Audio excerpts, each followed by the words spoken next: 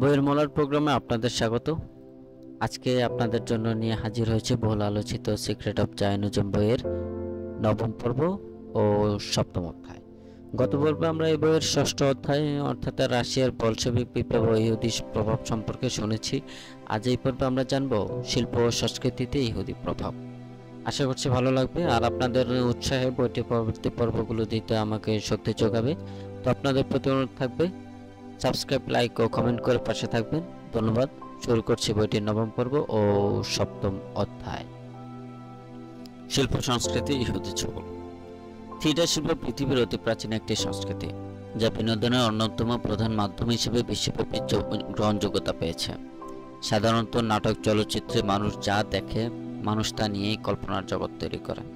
এর মাধ্যমে সাধারণ মানুষের মগজে নতুন নতুন মতাদর্শ ও চিন্তা চেতনার বীজ ঢুকিয়ে দেওয়া সম্ভব। এই কারণে বিশেষ এই শিল্পটি ইহুদিদের পরিকল্পনায় কখনো উপেক্ষিত হয়নি। বলশেভিক বিপ্লব রাশিয়ার সব শিল্প প্রতিষ্ঠান ধ্বংস করে দিলেও থিয়েটার ও পত্রিকা প্রতিষ্ঠানগুলোকে অক্ষত রেখেছে। চলচ্চিত্র শিল্প বাজারে আসার পূর্বে থিয়েটার হলগুলো নিয়মিত 30 মিনিট থেকে 2 ঘন্টা দৈর্ঘ্যের বিভিন্ন নাটক তৈরি করত, যা দেখার জন্য প্রতি সপ্তাহে লাখো মানুষ ভিড় করত। বিনোদনের নামে থিয়েটারকে যিশুকে যতটা ছোট করে উপস্থাপন করা হতো, তা কোনো বিবেকবান খ্রিস্টানের পক্ষে মেনে নেওয়া সম্ভব নয়। সাধারণ মানুষ বোঝেই না তাদের অবচেতন মনে কিভাবে শয়তানি চেতনার বীজ ঢুকিয়ে দেওয়া হচ্ছে। যিশু ও মেরিকে ছোট্ট করে আজ পর্যন্ত যত বেশি নাটক তৈরি করেছে, যার বর্ণনা এখানে উপস্থাপন করা সম্ভব নয়। 1918-19 সালের দিকে ইহুদিরা মাঝারি মানের একটি থিয়েটার থেকে টিকিট বিক্রি করে $4,500 থেকে $5,000 পর্যন্ত উপার্জন করত। এরকম অসংখ্য থিয়েটার গোটা আমেরিকার বিভিন্ন শহরতলিতে গড়ে ওঠে। সুতরাং প্রতিদিন বা প্রতি মাসে তারা কত ডলার উপার্জন করত তা হিসাব করে দেখুন। অন্যদিকে নির্ভর জেন্টাইলরা কষ্টে তাদের উপার্জিত মজুরির একটি বড় অংশ নিয়মিতই সব কুৎসিত নাটক ও চলচ্চিত্রের পেছনে খরচ করত। এই শিল্প ইহুদিদের দখলে যাওয়ার পর চারদিকে যে নগ্নতার সংস্কৃতি ছড়িয়ে পড়ে, তা সবার মাথা ব্যথার কারণ হয়ে দাঁড়ায়। পরে জন্ম নেয় চলচ্চিত্র শিল্প, যা গোড়া থেকে ইহুদিদের নিয়ন্ত্রণে রয়েছে। আজকের সমাজে শেক্সপিয়রকে নিয়ে কোনো রকম আলোচনা হয় না। সমাজ সচেতনতামূলক গল্প নিয়ে হাজির হলে প্রডিউসারগণ ভ্রু কুঁচকে বিরক্তি প্রদর্শন করেন। সবকিছু জ্যাজ সঙ্গীত ও যৌন আবেদনময়ী নৃত্যের নোংরামিতে ছেয়ে গেছে। Sheridan, Southern, McKelf, madam Janauschek, Mary Anderson, Frank Mayo and John T Raymond ছিল সোনালী দিনের কিছু থিয়েটার শিল্পী। তারা চলে যাওয়ার পরে এই শিল্প নতুন কোনো যোগ্যতার শরীর খুঁজে পায়নি। বর্তমানে যে নতুন অভিনেতারা থিয়েটার শিল্পে আসছে, তাদের অধিকাংশেরই গড় বয়স 13 থেকে 17। পরিচালক ও প্রডিউসারগণ এই কম বয়সীদের প্রতি অধিক আগ্রহী, কারণ তাদের নিজেদের মতো করে গড়ে তোলা সম্ভব। তাছাড়া পারিশ্রমিকও কম। বলা চলে তারা থিয়েটার মালিকদের হাতের পুতুল। যে কোনো চলচ্চিত্রের নায়ক নায়িকাদের আবেদনময়ী শয়ন কক্ষের চিত্র প্রদর্শন যেন দৈনন্দিন রীতি হয়ে দাঁড়িয়েছে। ঐতিহাসিক গল্পগুলো ইচ্ছামতো পরিবর্তনের মাধ্যমে যৌন আবেদন যুক্ত করে নিয়মিত চলচ্চিত্র বানানো হচ্ছে। এরপরও বলা হয় সত্য কাহিনী অবলম্বনে নির্মিত চলচ্চিত্র। কোনটা সত্য আর কোনটা মিথ্যা তা বোঝা এখন আর আমাদের পক্ষে সম্ভব নয়। তবে ঐতিহাসিক সেই গল্পগুলোতে যে কোনো ধরনের পরিবর্তন আনা হয় না, সেগুলো ইহুদিদের বীরত্ব নিয়ে লেখা। যেমন বেনহার, এর বাইরের সব নাটক বা চলচ্চিত্রে নগ্নতা প্রদর্শনের মাধ্যমে যৌন ক্ষুধা তৈরি এবং যিশুকে তুচ্ছ তাচ্ছিল্যের সাথে উপস্থাপন করে আমাদের মাথায় নাস্তিকতার বিষ ঢেলে দেওয়া যেন নিত্যদিনের ঘটনা হয়ে দাঁড়িয়েছে। যে অভিনেত্রীদের নগ্নরূপে উপস্থাপনের জন্য ব্যবহার করা হয়, তাদের অধিকাংশই জেন্টাইল। খুব কম খরচের বিনিময়ে পরিচালক ও প্রডিউসারগণ তাদের বাজার থেকে কিনে আনে। এভাবে সংস্কৃতি জগৎ শুরু হয় নতুন এক বিবর্তন। এই অপসংস্কৃতিগুলো কৌশলে জেন্টাইলদের উপর চাপিয়ে দেওয়া হয়। সচেতন ও বিবেক সম্পন্ন মানুষ থিয়েটারে যাওয়ার পরিবর্তে লাইব্রেরিকে শ্রেয় বলে মনে করবে, কারণ নাটক, চলচ্চিত্র ও থিয়েটারের এখন নৈতিকতার ক্ষুধা মেটানো সম্ভব নয়। শেক্সপিয়র আজ থেকে কেবল থিয়েটার থেকেই নয়, পাঠ্যপুস্তক থেকেও হারিয়ে গেছে। যে প্রক্রিয়া ইহুদিরা থিয়েটার শিল্পে বিবর্তন এনেছে, তাকে 4 ভাগে বিভক্ত করা যায়, যথা: 1. ইহুদিরা নতুন নতুন যন্ত্র সামগ্রী সংযোজনের মাধ্যমে প্রতিটি থিয়েটারের মঞ্চকে জমকালো রঙিন সাজে দিয়েছে। লাইট, ক্যামেরা, লেন্স, ঝাড়বাতি, বাদ্যযন্ত্র, ঝকঝকে জামা কাপড়, মঞ্চ, পর্দা প্রভৃতি সংযোজনের মাধ্যমে থিয়েটারগুলোতে এক রিয়েলিস্টিক ইফেক্ট নিয়ে এসেছে। আগের দর্শকরা যেখানে 2 ঘন্টা চলচ্চিত্রের পুরোটা সময় ধরে অভিনেতা অভিনেত্রীদের চোখের দিকে তাকিয়ে থাকতো, এখন সেখানে নতুন কোনো প্রযুক্তির খেলার দিকে তাকিয়ে থাকে। প্রতিভাধর অভিনেতাদের আজ তেমন একটা প্রয়োজন পড়ে না, ফলে কোনো রকম প্রতিভা ছাড়াই অনেক মুখ নতুন নিয়মিত নাটক চলচ্চিত্রগুলোতে স্থান পাচ্ছে। এমনও আছে যাদের 2-3টা নাটক অভিনয় করার পর আর খুঁজে পাওয়া যায় না, এমনকি দর্শকরাও তাদের চেহারা মনে রাখে না। কেন্দ্রীয় চরিত্রের থিয়েটারগুলোতে দলগত সঙ্গীত ও নৃত্য পরিবেশনের সময় যে পার্শ্ব চরিত্রে দেখা যায়, তারা যেন কিছু সময় পর পার হয়ে যায়। যেমন ফ্লোরাডোরা গার্লস থিয়েটারগুলোতে জেন্টাল অভিনেতারা আজ্ঞাবহ দাসে পরিণত হচ্ছে, আর যুবকরা তো প্রযুক্তির খেলা দেখার পাশাপাশি অপেক্ষা করে কখন ছোট ছোট জামা পরে নতুন কোনো অভিনেত্রী মঞ্চে আসবে। 2. থিয়েটার হলগুলোতে আজ যে শয়তানি চর্চা শুরু হয়েছে তা খুব দ্রুত প্রতিটি ঘরে ছড়িয়ে পড়বে। টিকিট মূল্যের উপর ভিত্তি করে থিয়েটারগুলোকে কয়েকটি শ্রেণীতে ভাগ করা হয়েছে: সম্পদশালীদের জন্য উঁচু হল এবং গরিবদের জন্য নিচু হল। অশ্লীলতার প্রদর্শন উঁচু শ্রেণীর হলগুলোতে যতটা হয়, ততটা নিচু শ্রেণীর ঘরগুলোতে হয় না। অর্থাৎ নিষিদ্ধ শয়তানের রূপ কে কতটা দেখবে তার টিকিট কেনার ক্ষমতার উপর নির্ভর করছে। অ্যাফ্রোডাইট নাটকের শেষ সিজন তার একটি অকাট্য প্রমাণ। অ্যাফ্রোডাইট হলো গ্রিকদের সৌন্দর্য ভালোবাসার দেবী। এই চরিত্রটি চূড়ান্ত নগ্নতা দিয়ে উপস্থাপন করেছে। আরও আকর্ষণীয় করার জন্য অভিনেত্রীকে চিতাবাঘ, হরিণ ও গাছপালার চামড়া পরানো হয়। নাটকটি যখন প্রথম মুক্তি পায় তখন নিউ ইয়র্ক পুলিশের বিরুদ্ধে মামলা করে। এটিকে বাজার হতে উঠিয়ে দেওয়ার চেষ্টা করে। সাথে সাথে ইহুদিদের পত্রিকা প্রতিষ্ঠানগুলো নাটকটির পক্ষে জেন্টাইলদের সমর্থন লাভের জন্য খুব সুন্দর করে কাব্যিক ছন্দে আর্টিকেল প্রকাশ করতে থাকে। শেষ পর্যন্ত মুক্ত সংস্কৃতির দোহাই দিয়ে তারা সমর্থন লাভ করতে সক্ষম হয়। তারপর মামলা আদালতে তোলা হলে শুরু হয় নতুন নাটক। কারণ প্রধান বিচারপতি, সহকারী বিচারপতি এবং গণ্যমান্য উকিল সবাই তো ইহুদি। মাদকদ্রব্য বিক্রি করা অবৈধ, কারণ তার চোখে দেখা যায়, কিন্তু নৈতিকতায় বিষ ঢালতে সমস্যা নেই, কারণ তা চোখে দেখা যায় না। ফলে মামলাটি খারিজ হতে বেশি সময় লাগলো না। প্যারিস ও ভিয়েনা সহ ইউরোপের আরো অনেক শহরে অবস্থা আজ একই রকম। রাতভর বাইজিদের নৃত্যানুষ্ঠান, অশ্লীল সব কৌতুক এবং অর্ধনগ্ন ঝলমলে কাপড় পরা যুবতী মেয়েদের আসরে প্যারিস তথা ইউরোপীয় শহরগুলোর অলিগলি ভরে গেছে। শুধু কি থিয়েটার শিল্প, বই, ম্যাগাজিন ও পত্রিকার প্রচ্ছদ ছাপতেও নগ্ন তরুণীদের ব্যবহার করা হচ্ছে। থিয়েটার শিল্পকে নিয়ন্ত্রণ করতে ইহুদিদের উদ্ভাবিত নতুন কৌশল হলো স্টার। এখানে স্টার অর্থ আলোচিত অনুকরণীয় অভিনেতা গোষ্ঠী, যাদের আমরা জনপ্রিয় নাটক নায়ক নায়িকা বলে অভিহিত করি। পত্রিকা প্রতিষ্ঠানগুলোর উপর দায়িত্ব থাকে এই স্টারদের পছন্দ অপছন্দ এবং দৈনন্দিন জীবনযাপন যেন এমনভাবে উপস্থাপন করে যাতে জেন্টাইলরা তাদের আদর্শ বলে মনে করে। ফলে এই স্টারদের অনুকরণের অনেক উঠতি বয়সী যুবক যুবতী নিজেদের স্টারদের মতো করে সাজিয়ে নেয়। এতে থিয়েটার হাউসগুলোর নতুন নতুন মুখ খুঁজে পেতে তেমন কোনো কষ্ট করতে হয় না। কিন্তু আজ যাদের স্টার হিসেবে দেখছি, কালো যে একই অবস্থা দেখব তার কোনো নিশ্চয়তা নেই। পরিচালক ও প্রডিউসারগণ এখানে খুব সূক্ষ্ম একটি খেলা খেলে। অভিনেতারা যদি পরিচালকদের পছন্দ মতো গল্পে অভিনয় করতে রাজি না হয়, তাহলে পরের দিন থেকেই তাদের স্টার খেতাব মুছে যাবে।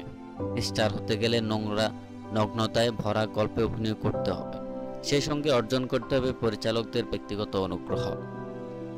বর্তমান থিয়েটার শিল্পে আর কখনো মেরি অ্যান্ডারসন বা জুলি মার্লো এর মতো গুণী অভিনেত্রীদের দেখা যাবে না। সত্যিকারের অভিনেতা হিসেবে নিজেদের গড়ে তুলতে তাদের দীর্ঘ সময় লেগেছিল। তারা কোনো পরিচালক বা প্রডিউসারের ব্যক্তিগত অনুগ্রহের দানপাত্র হতে চায়নি। তারা শুরুতে জনসমর্থন জুগিয়েছে এবং একটু একটু করে অভিনয় শিল্পে পারদর্শী হয়েছে। সে সময় অভিনয় শিল্পে এত যান্ত্রিকতা, কৃত্রিমতা ও নগ্নতা ছিল না। সেখানে ছিল শুধু নৈতিকতার খোরাক। আফসোস, তাদের মতো উত্তরসূরি আর গড়ে তোলা সম্ভব হচ্ছে না। আজ পত্রিকা ও ম্যাগাজিনগুলোতে বিজ্ঞাপনের মাধ্যমে বিভিন্ন স্থানে ছোট বড় অনেক অডিশনের আয়োজন করা হয়। সকাল বিকাল অডিশনের মাধ্যমে কাঙ্ক্ষিত অভিনেতাদের খোঁজা হয়। সামান্য প্রশিক্ষণ দিয়ে তাদের কিছু নাটক, চলচ্চিত্রের জন্য গ্রহণ করে এবং কাজ শেষে ছুড়ে ফেলা হয়। তাদের ব্যক্তিগত সম্মান বলতে কিছুই নেই। 4. 1885 সালের পর থেকে থিয়েটার শিল্পে দুটি নতুন বিষয় সংযোজন ঘটে: বক্স অফিস এবং বুকিং এজেন্সি। থিয়েটার শিল্পকে বাণিজ্যিকীকরণ এবং মুনাফার পরিমাণ বৃদ্ধি করাই এর মূল উদ্দেশ্য। বুকিং এজেন্সিগুলো সম্ভাব্য ক্রেতাদের সন্ধান করে, যারা পুরো এক মৌসুম বা একাধিক মৌসুমের জন্য থিয়েটার হলগুলো কিনে নেয়। এতে কয়েক মৌসুমের জন্য থিয়েটারগুলো দর্শক পেয়ে যায়, ফলে তাদের আর আর্থিক ক্ষতির মুখে পড়ার সম্ভাবনা থাকে না। তাদের মূলনীতি দর্শক যা দেখতে চায় তাই দেখাও, ভোক্তা পচা বস্তা জিনিস। বুকিং এজেন্সির সবচেয়ে বড় আঘাত হানে থিয়েটার ট্রাস্ট সংস্কৃতির উপর।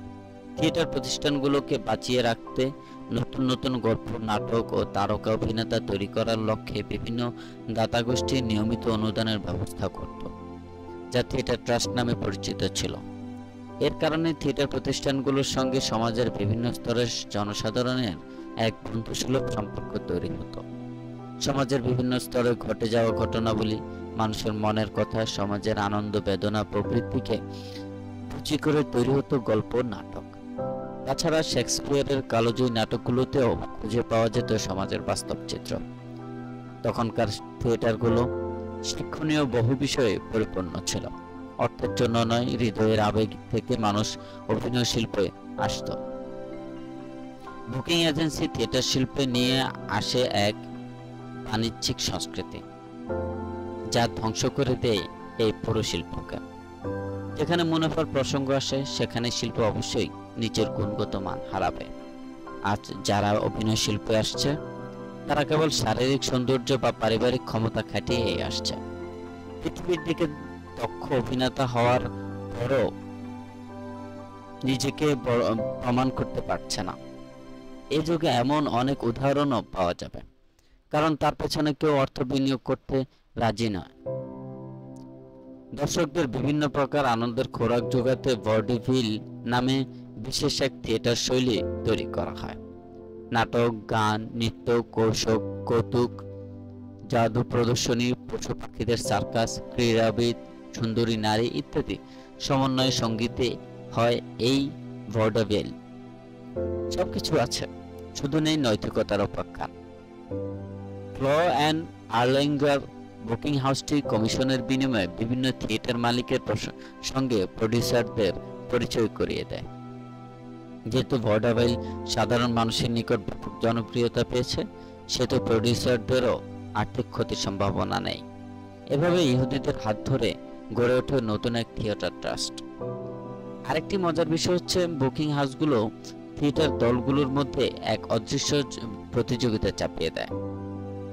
যেসব থিয়েটার যত বেশি হাস্যরস ও দর্শক যোগাতে সক্ষম, প্রডিউসারদের কাছ থেকে সেগুলো তত বেশি বাজেট লাভ করবে। এবার থিয়েটারগুলোতে নিত্য নতুন বিভিন্ন ধরনের অনুষ্ঠান চালু হওয়া শুরু হয়। তাছাড়া বাজারে তো এখন অল্প খরচে অনেক অভিনেতা খুঁজে পাওয়া যায়, ফলে নতুন এই অনুষ্ঠানগুলো চালিয়ে নিতে তাদের তেমন কোনো আর্থিক সমস্যা হয় না, আর দর্শকরাও এসব অখাদ্য আনন্দ উপভোগ করতে থাকে। সারাদিন পরিশ্রম করে তারা ইহুদি প্রতিষ্ঠানগুলো থেকে যে মজুরি পাচ্ছে, তার একটি বড় অংশ আবার তাদেরই পেটে চালিয়ে দিচ্ছে। ইহুদিরা যেভাবে থিয়েটার শিল্পকে ধ্বংস করেছে। নতুন যে ট্রাস্ট সংগঠনটির কথা পূর্বে উল্লেখ করা হয়েছে, তার সদস্যরা হচ্ছেন Klaw Erlanger, Nixon, Zimmerman, Hayman, Frohman, Rich, Harris and Joseph Bourke. 1896 সালে এই ট্রাস্ট সংগঠনটি আমেরিকার 37টি গুরুত্বপূর্ণ থিয়েটারকে নিজেদের করে নেয়। এর ফলে থিয়েটারগুলো বহু আগেই পরবর্তী মৌসুমের জন্য ভাড়া হয়ে যেত। নতুন মৌসুমের জন্য কী ধরনের গল্প, নাটক, সঙ্গীতে করা হবে তা ট্রাস্টের সদস্যরা আগেই ঠিক করে দিত। তাছাড়া যদি কোনো ব্যবসা প্রতিষ্ঠান, শিক্ষা প্রতিষ্ঠান ও সামাজিক সংগঠন বাণিজ্যিক চুক্তিতে থিয়েটারগুলো ভাড়া করতে চাইতো, তবে তা ট্রাস্টের মাধ্যমে করা হতো। বিনিময়ে সংগঠনটি সপ্তাহে 450 হতে $1000 পর্যন্ত রয়্যালিটি উপার্জন করত। এই ট্রাস্টের নিবন্ধনের বাইরে যেসব স্বাধীন থিয়েটার ছিল তাদের অবস্থা দিন দিন খারাপ হওয়া শুরু হয়। টিকিট বিক্রি একেবারেই কমে যায়। আর্থিক ক্ষতির কারণে তাদের সদস্যরা বাধ্য হয় অন্য থিয়েটারগুলোতে যোগ দেওয়া শুরু করতে। ঊনবিংশ শতাব্দীর শুরুতে মোশন টেকনোলজিকে কাজে লাগিয়ে ইহুদিরা আমেরিকার বাজারে চলচ্চিত্র শিল্পের যাত্রা শুরু করে। এই শিল্পের লাগাম শুরু থেকে ইহুদিদের হাতে রয়েছে, কারণ তারাই এর জন্মদাতা। জেন্টাইলদের বিরুদ্ধে ইহুদিদের কোনো কৌশলগত যুদ্ধে যাওয়ার প্রয়োজন পড়েনি, বরং যে থিয়েটারগুলো আর্থিক ক্ষতির মুখে বন্ধ হয়েছিল তাদের সদস্যরা চাকরির আশায় এই শিল্পে হাত পাততে শুরু করে। তবে চলচ্চিত্র শিল্পের উত্থান ঘটানো অত সহজ কাজ ছিল না, কারণ থিয়েটার শিল্পকে বাঁচিয়ে রাখতে চারদিকে জোরালো আন্দোলন শুরু হয়। Nat C Goodwin, Joseph Jefferson, James A Herne, James O'Neill, Richard Mansfield, Francis Wilson, Mrs Fiske and James K Hackett হলেন এমন কিছু ব্যক্তি যারা দীর্ঘ সময় ধরে এই আন্দোলন টিকিয়ে রেখেছিলেন। সময়ের পরিক্রমায় আস্তে আস্তে তারা সবাই এই আন্দোলন থেকে সরে আসেন। প্রথমে সরে আসে ন্যাট সি গুডউইন। তিনি ছিলেন এই আন্দোলন প্রথম আহ্বায়ক, তবে তার বেশ কিছু দুর্বলতাও ছিল, যেমন ব্যবসায়িক ও ব্যক্তিগত কাজে তাকে প্রায় নিউ ইয়র্ক যেতে হতো। নিকারবোকার থিয়েটারের ওপর তার বেশ লোভও ছিল। ইহুদিরা তাকে এই থিয়েটারের ম্যানেজার হওয়ার প্রস্তাব দেয়, ফলে আন্দোলনে ইস্তফা দিয়ে তিনি ট্রাস্ট সংগঠনটির গোলামে পরিণত হন। জোসেফ জেফারসন শুরু থেকে শেষ পর্যন্ত থিয়েটার শিল্পীদের সাথে এবং একই সঙ্গে ট্রাস্ট সংগঠনটিরও সদস্য ছিলেন। এক কথায় তিনি ছিলেন গুপ্তচর। রিচার্ড ম্যানসফিল্ড ও ফ্রান্সিস উইলসন প্রতি রাতে থিয়েটার ঘরগুলোতে জ্বালাময়ী কিছু বাণী শোনাতেন। অনেক মানুষ রাতভর তাদের বাণী শোনার অপেক্ষা করত, কিন্তু অসংগঠিত একটি জনগোষ্ঠীর এমন কি বা করতে পারে? মানুষ যে কথা শুনতে আসছে এটাই তাদের জন্য পুরস্কার ছিল।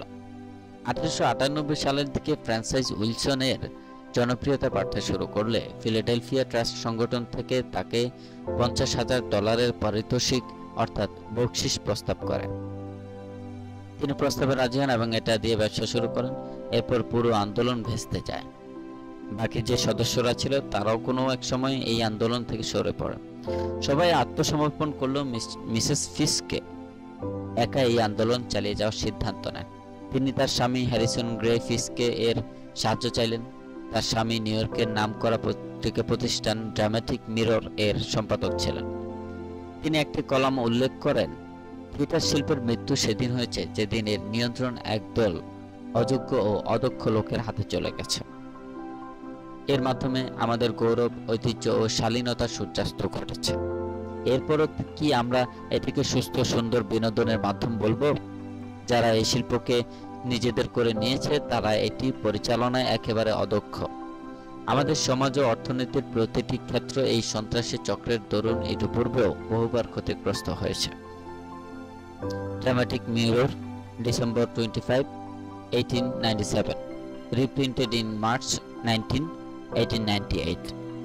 আগেও বলা হয়েছে, যখন কোনো ইহুদিদের উপর আক্রমণ আসে তখন তাকে রক্ষায় পুরো সম্প্রদায় এগিয়ে আসে।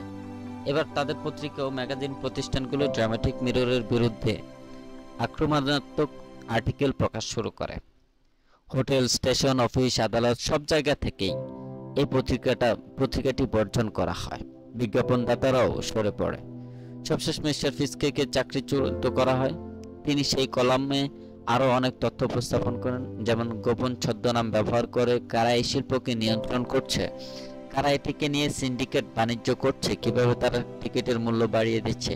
সেই সঙ্গে তিনি সেই সকল ব্যক্তির পরিচয় প্রকাশ করেন যারা ইতিপূর্বে সন্ত্রাসী তৎপরতা অভিযুক্ত হয়েছে। তিনি এটাও উল্লেখ করেন, প্রচারণার কাজে বিভিন্ন শহরের পত্রিকাগুলোতে তারা এতটা উচ্চ মূল্য বিজ্ঞাপন দিত যে দ্বিতীয় কোনো থিয়েটার প্রতিষ্ঠান সেখানে বিজ্ঞাপন ছাপানোর সুযোগই পেত না। পুরো বাজার শয়তান আর ভণ্ডে ছেয়ে গেছে। এই খবরের প্রতিশোধ নিতে ট্রাস্ট সংগঠনটির মিস্টার ফিস্কে এর বিরুদ্ধে $10,000 মানহানি মামলা করে। অবাক করা বিষয়, মামলাটি আদালতে তোলা হলে বিচারপতি সাহেব সাক্ষ্য শোনার ন্যূনতম প্রয়োজন বোধও করেননি, এমনকি তাকে কিছু বলার সুযোগ পর্যন্ত দেননি। যাদের অভিযুক্ত করে কলাম ছাপিয়েছিলেন তাদের অতীত ইতিহাস অনুসন্ধানের ন্যূনতম আগ্রহ পর্যন্ত কেউ দেখায়নি। আদালত কক্ষে উপস্থিত এক মহিলার চেঁচিয়ে কিছু বলার চেষ্টা করলে তাকেও থামিয়ে দেওয়া হয়। সেদিন আদালতে অন্যতম আসামি আব্রাহাম আর্লিঙ্গার হাজির ছিলেন না, ফলে তাকে আর জেরা করা হয়নি। তিনি বাদে যতজন সেখানে উপস্থিত ছিলেন তাদের জেরা করার সময় গুরুত্বপূর্ণ জায়গাগুলো বিচারক সাহেব ওভাররুলড করে যান। একে একে সবাই খালাস পায়, আর বিশাল অঙ্কের মানহানি মামলায় মিস্টার ফিস্কেকে অভিযুক্ত করা হয়। তবে তিনি যে ভয়ঙ্কর সত্য প্রকাশের সাহস দেখিয়েছিলেন তার গুরুত্ব যদি সেই যুগের মানুষেরা উপলব্ধি করতে পারত, তাহলে জেন্টাল যুব সমাজের নৈতিকতাবোধ কখনো ধ্বংস হতো না। তিনি ঠিকই বলেছিলেন, এই শিল্পে অশ্লীলতার যাত্রা তাদের হাত ধরেই হয়েছে যারা একসময় জুতা পালিশ, পত্রিকা বিক্রি, টোকাইয়ের কাজ করত। সেকালে এই শিল্পের সবচেয়ে প্রভাবশালী ব্যক্তি ছিলেন মরিস কেস্ট। তিনি ছিলেন রাশিয়ান ইহুদি। আমেরিকার সবচেয়ে বড় প্রোডাকশন হাউস তার হাতে গড়ে ওঠে। থিয়েটার জগতে প্রথম দুটি অশ্লীল নাটক অ্যাফ্রোডাইট ও মেক্কা তার বিনিয়োগকৃত অর্থেই নির্মিত হয়। মজার বিষয় হচ্ছে নাটক দুটির সব টিকিট 1 বছর আগেই বিক্রি হয়, যারা অধিকাংশ ক্রেতা ছিল জেন্টাইল। মিস্টার কেস্ট এর সফলতার বড় কারণ হলো তিনি হাতের কাছে যা পেয়েছেন তাই করেছেন। রাশিয়ার থেকে আমেরিকায় আসার পর প্রথমে তিনি বোস্টনে পত্রিকা বিক্রি কাজ করতেন। এরপর প্রপার্টি বয়ের কাজ শুরু করেন। যারা বিশেষ কোনো চরিত্র ছাড়া নাটক সিনেমাতে অংশগ্রহণ করে তাদের প্রপার্টি বয় বলা হয়। 1906 সাল থেকে তিনি চোরাই পথে থিয়েটারের টিকিট বিক্রির কাজ শুরু করেন। এজন্য বেশ কয়েকবার পুলিশের হাতে ধরাও খান। একসময় তাকে থিয়েটার অঞ্চলগুলোতে নিষিদ্ধ করা হয়। এরকম হাজারো কুৎসিত গল্প তার নামের সঙ্গে মিশে আছে। প্রডিউসার হিসেবে তিনি দর্শকদের তাই দিয়েছেন যা তারা দেখতে চেয়েছে। সমাজে যখন অশ্লীলতা সবে জায়গা পেতে শুরু করছে তখন তিনিও নিঃসংকোচে নিজের থিয়েটারগুলোতে অশ্লীলতার সংযোজন করেন, আর জেন্টাইল যুবকরাও খুব আগ্রহ নিয়ে এই অনুষ্ঠানগুলো দেখতে যেত। এর দরুন সব টিকিট আগেই বিক্রি হয়ে যেত। এমন আরেকজন ব্যক্তি হলেন স্যাম হ্যারিস। তিনি দীর্ঘদিন কোহেন অ্যান্ড হ্যারিস প্রতিষ্ঠানটির একজন জুনিয়র অংশীদার হিসেবে কাজ করেছেন। স্যাম হ্যারিস একটি নির্দিষ্ট শ্রেণীর দর্শককে টার্গেট করে, যারা মারামারি, রক্তারক্তি ও ভয়ঙ্কর শারীরিক কসরতের প্রদর্শন দেখতে পছন্দ করত। তাদের জন্য অ্যাট্রোসিয়াস মেলোড্রামা নামে নতুন একটি শৈলী তিনি থিয়েটার শিল্পে নিয়ে আসেন। সেকালে সেরা বক্সিং তারকাদের সঙ্গে তিনি চুক্তি করেন, যেমন ডিকসন ও টেরি ম্যাকগোভার্ন। তাছাড়া সুঠাম দেহের সকল যুবকদের তিনি থিয়েটারে আমন্ত্রণ জানাতেন। তাদের দিয়ে ভয়ঙ্কর সব শারীরিক কসরত প্রদর্শনের আয়োজন করা হতো। স্যাম হ্যারিস নিজের প্রোডাকশন হাউসকে শক্তিশালী করতে AIH উডসকে অংশীদার হওয়ার প্রস্তাব করেন। মিস্টার উডস ব্যক্তি হিসেবে কিছুটা অসংযুক্ত হলেও শিল্পকলার পৃষ্ঠপোষকতায় তার বেশ অবদান রয়েছে। তিনি একসময় নিউ ইয়র্কের একটি নাট্যদলের হয়ে পিয়ানো বাজাতেন। তার নেতৃত্বে থিয়েটার জগতের কালোজয়ী দুটি নাটকের জন্ম হয়, দ্য গার্ল ফ্রম র্যাকটোর্স ও the girl in the taxi. ভিয়েনায় থিয়েটার শিল্প প্রতিষ্ঠান এবং অপেরা হাউসগুলোকে বাঁচিয়ে রাখতে তিনি যথেষ্ট চেষ্টা করেছেন। তবে এটাও ঠিক, সেখানে তখন অশ্লীলতা ও নগ্নতার জমজমাট প্রদর্শনও হতো। এই জাতীয় প্রতিষ্ঠানের পৃষ্ঠপোষকতা করতে গিয়ে তিনি নিজেও একসময় অশ্লীলতার মাঝে হারিয়ে যান। মিস্টার উডসের মতো হাতে গোনা কয়েকজন ব্যক্তি বাদে এই শিল্পটি একদল অশিক্ষিত, মূর্খ ও নৈতিকতাহীন মানুষদের হাতে পড়ে যায়।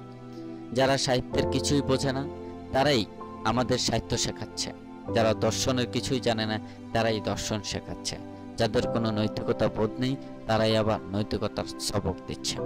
ডেভিড বেলেস্কো থিয়েটার জগতের ইতিহাসে এক উজ্জ্বল নক্ষত্রের নাম।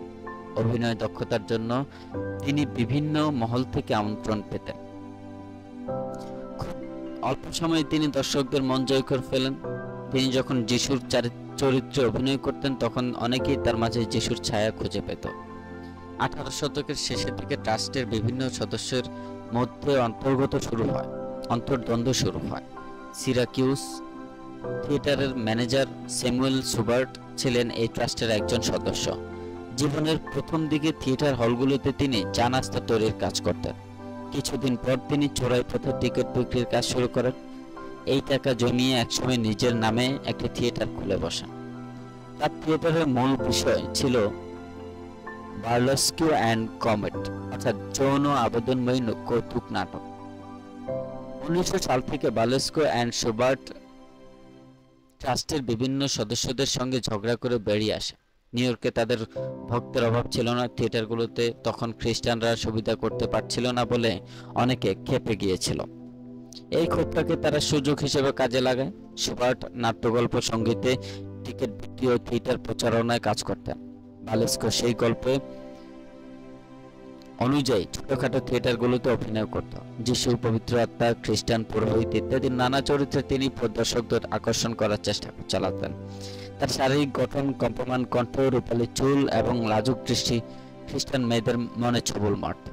অভিনয় শেষে তিনি ট্রাস্ট সংগঠনটির কুৎসিত বিভিন্ন গল্প এবং কিভাবে সেখান থেকে বেরিয়ে এলেন তা তুলে ধরা। ধীরে ধীরে সংগঠনটির প্রতি মানুষের অনীহা বাড়তে শুরু করে। তাছাড়া 19 শতকের শুরুতে বার্ধক্যের কারণে সংগঠনটির অনেক সদস্য মারা যায়। বাজারে এমন অবস্থা দেখে 1907 সালে ম্যানহাটনে তিনি নিজেই একটি থিয়েটার খুলে বসেন। ততদিনে সবাই তার অভিনয়ে মুগ্ধ হয়ে পড়েছিল। শুরু থেকেই তিনি সফলতা পাচ্ছিলেন। 1910 সালে পুরনো ট্রাস্ট সংগঠনটি একেবারে ভেঙে যায়। এবার সেই সদস্যরা একে একে বেলাস্কো থিয়েটারে যোগ দেওয়া শুরু করেন।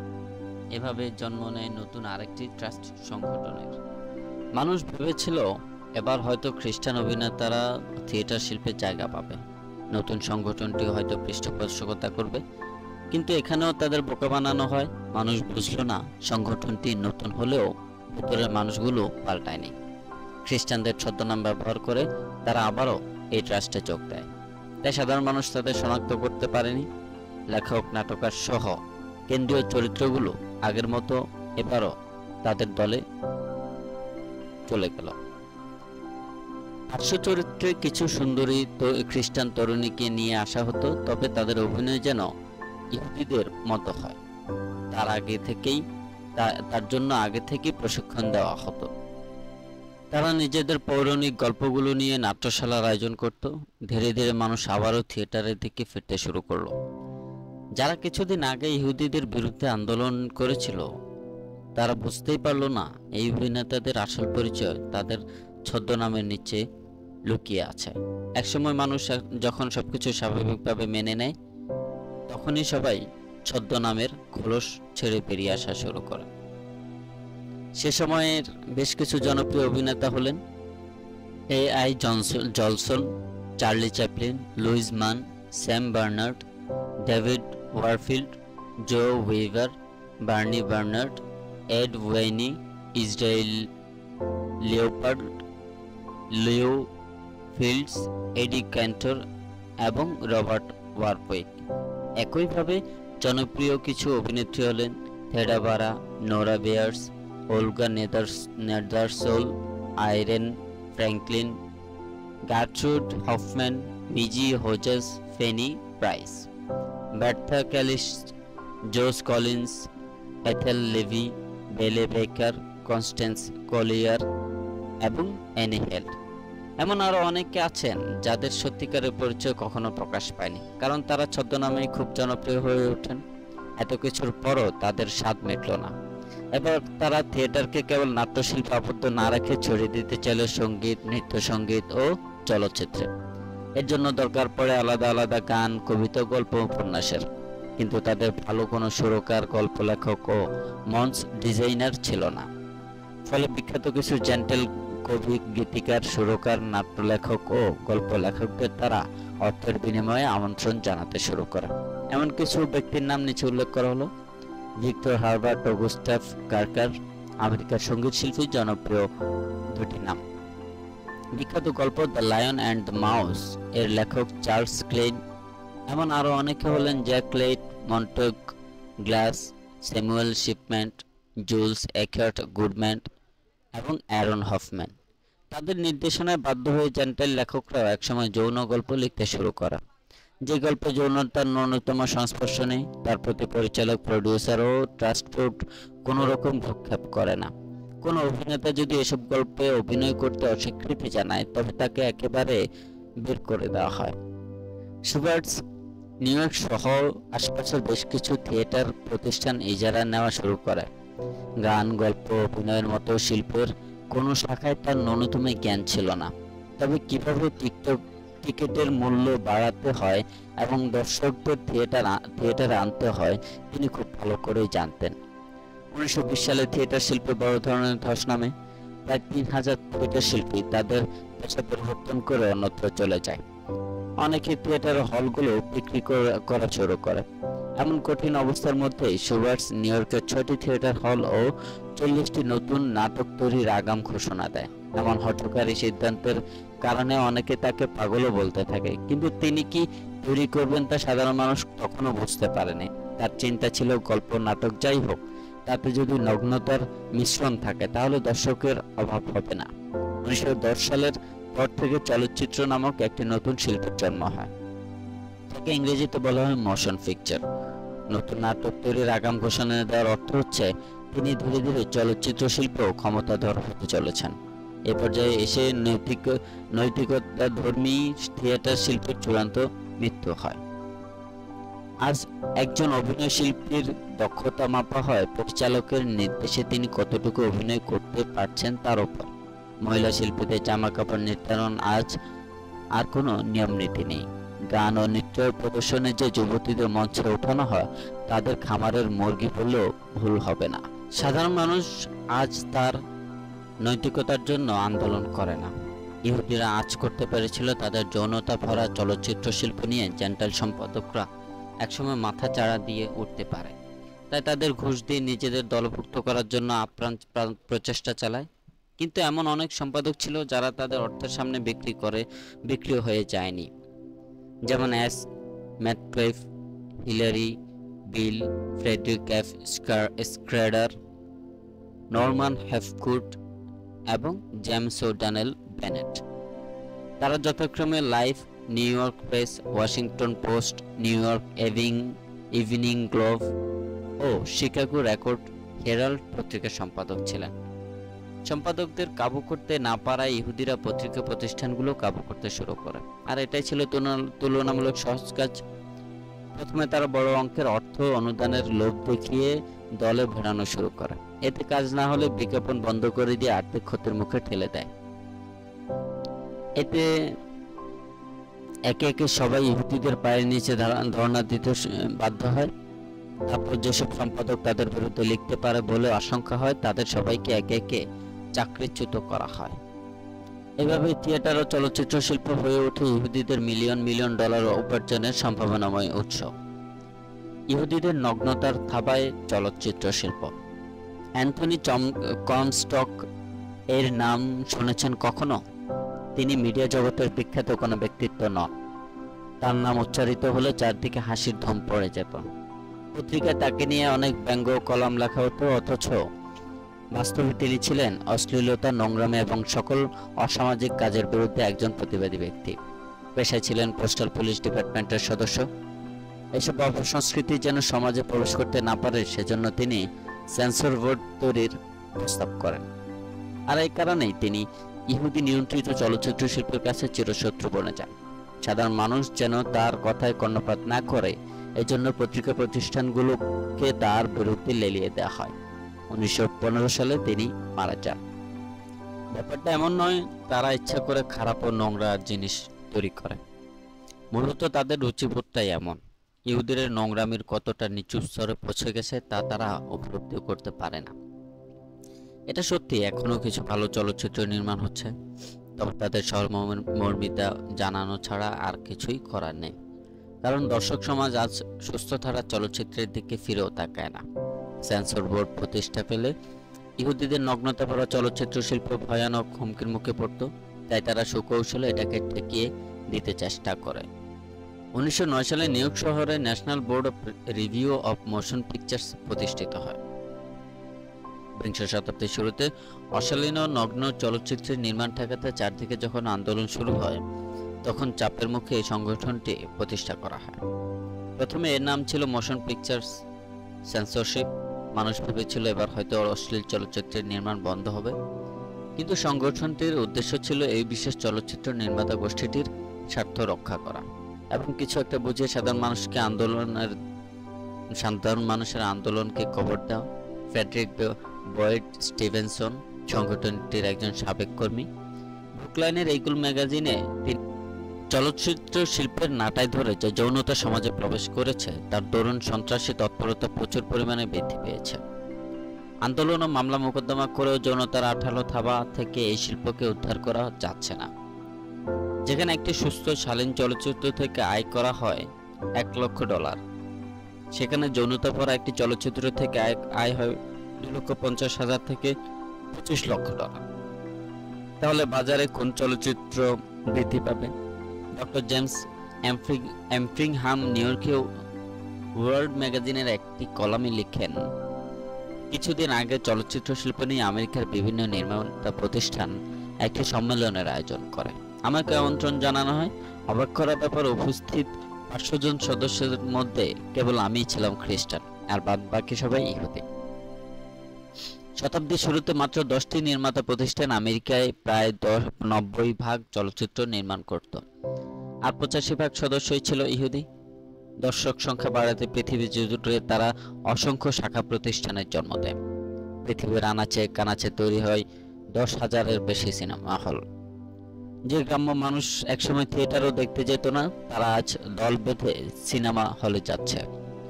বাজারে সুন্দর ও সুস্থ ধারা চলচ্চিত্রের অভাব নেই। এটা শুনে পাঠকরা হয়তো চোখ কপালে তুলবে।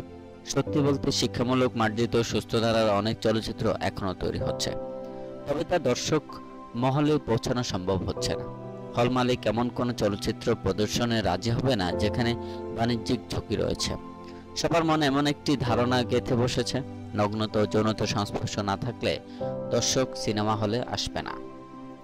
তবে এই ধারণার বিরুদ্ধে সমুচিত জবাব দেন ডেভিড ওয়ার্ক গ্রিফিথ। ব্যক্তিগত তত্ত্বাবধানে তিনি একটি শিক্ষণীয় চলচ্চিত্র তৈরি করেন। ঝুঁকির কথা মাথায় রেখে বেশ কয়েকটি সিনেমা হল ভাড়া নেন। আশ্চর্যজনক হলেও সত্য, চলচ্চিত্রটি বাণিজ্যিকভাবে বেশ সফল হয়। সেই সঙ্গে দর্শকরাও দারুণ মুগ্ধ হয়। তাহলে ইহুদিরা এমন চলচ্চিত্র নির্মাণ করছে না কেন? আপনাদের বুঝতে হবে, যাদের মধ্যে শিক্ষা, সাহিত্য, আদর্শ ও নৈতিকতার জ্ঞান নেই, তারা কখনো নোংরামি ছাড়া অন্য কিছু করতে পারবে না। যে মাছ ধরতে জানে না, সে তো কেবল পানিই ঘোলা করবে। শিল্প বিষয়টা কি, তাই তো ইহুদিরা জানে না। তারা বলে, দর্শক যা চাচ্ছে আমরা তাই তৈরি করেছি। এটা ঠিক যে বর্তমান যুব সমাজের বিরাট একটা অংশ নৈতিকতা বিবর্জিত। সমাজের এই অধঃপতন কিভাবে হয়েছে তা ইতিমধ্যে ব্যাখ্যা করা হয়েছে। যিশুকে আজ আমরা কজনই বা স্মরণ করে, প্রতি সপ্তাহে কজন গির্জায় যাই? এমত অবস্থায় যৌনতা ভরা চলচ্চিত্রে দর্শকের অভাব হওয়ার কথা না। কার্ল লিমলে একজন বিখ্যাত চলচ্চিত্র নির্মাতা এবং ইউনিভার্সাল ফিল্ম কোম্পানি এর মহাপরিচালক। জন্মসূত্রে তিনি জার্মানি ইহুদি।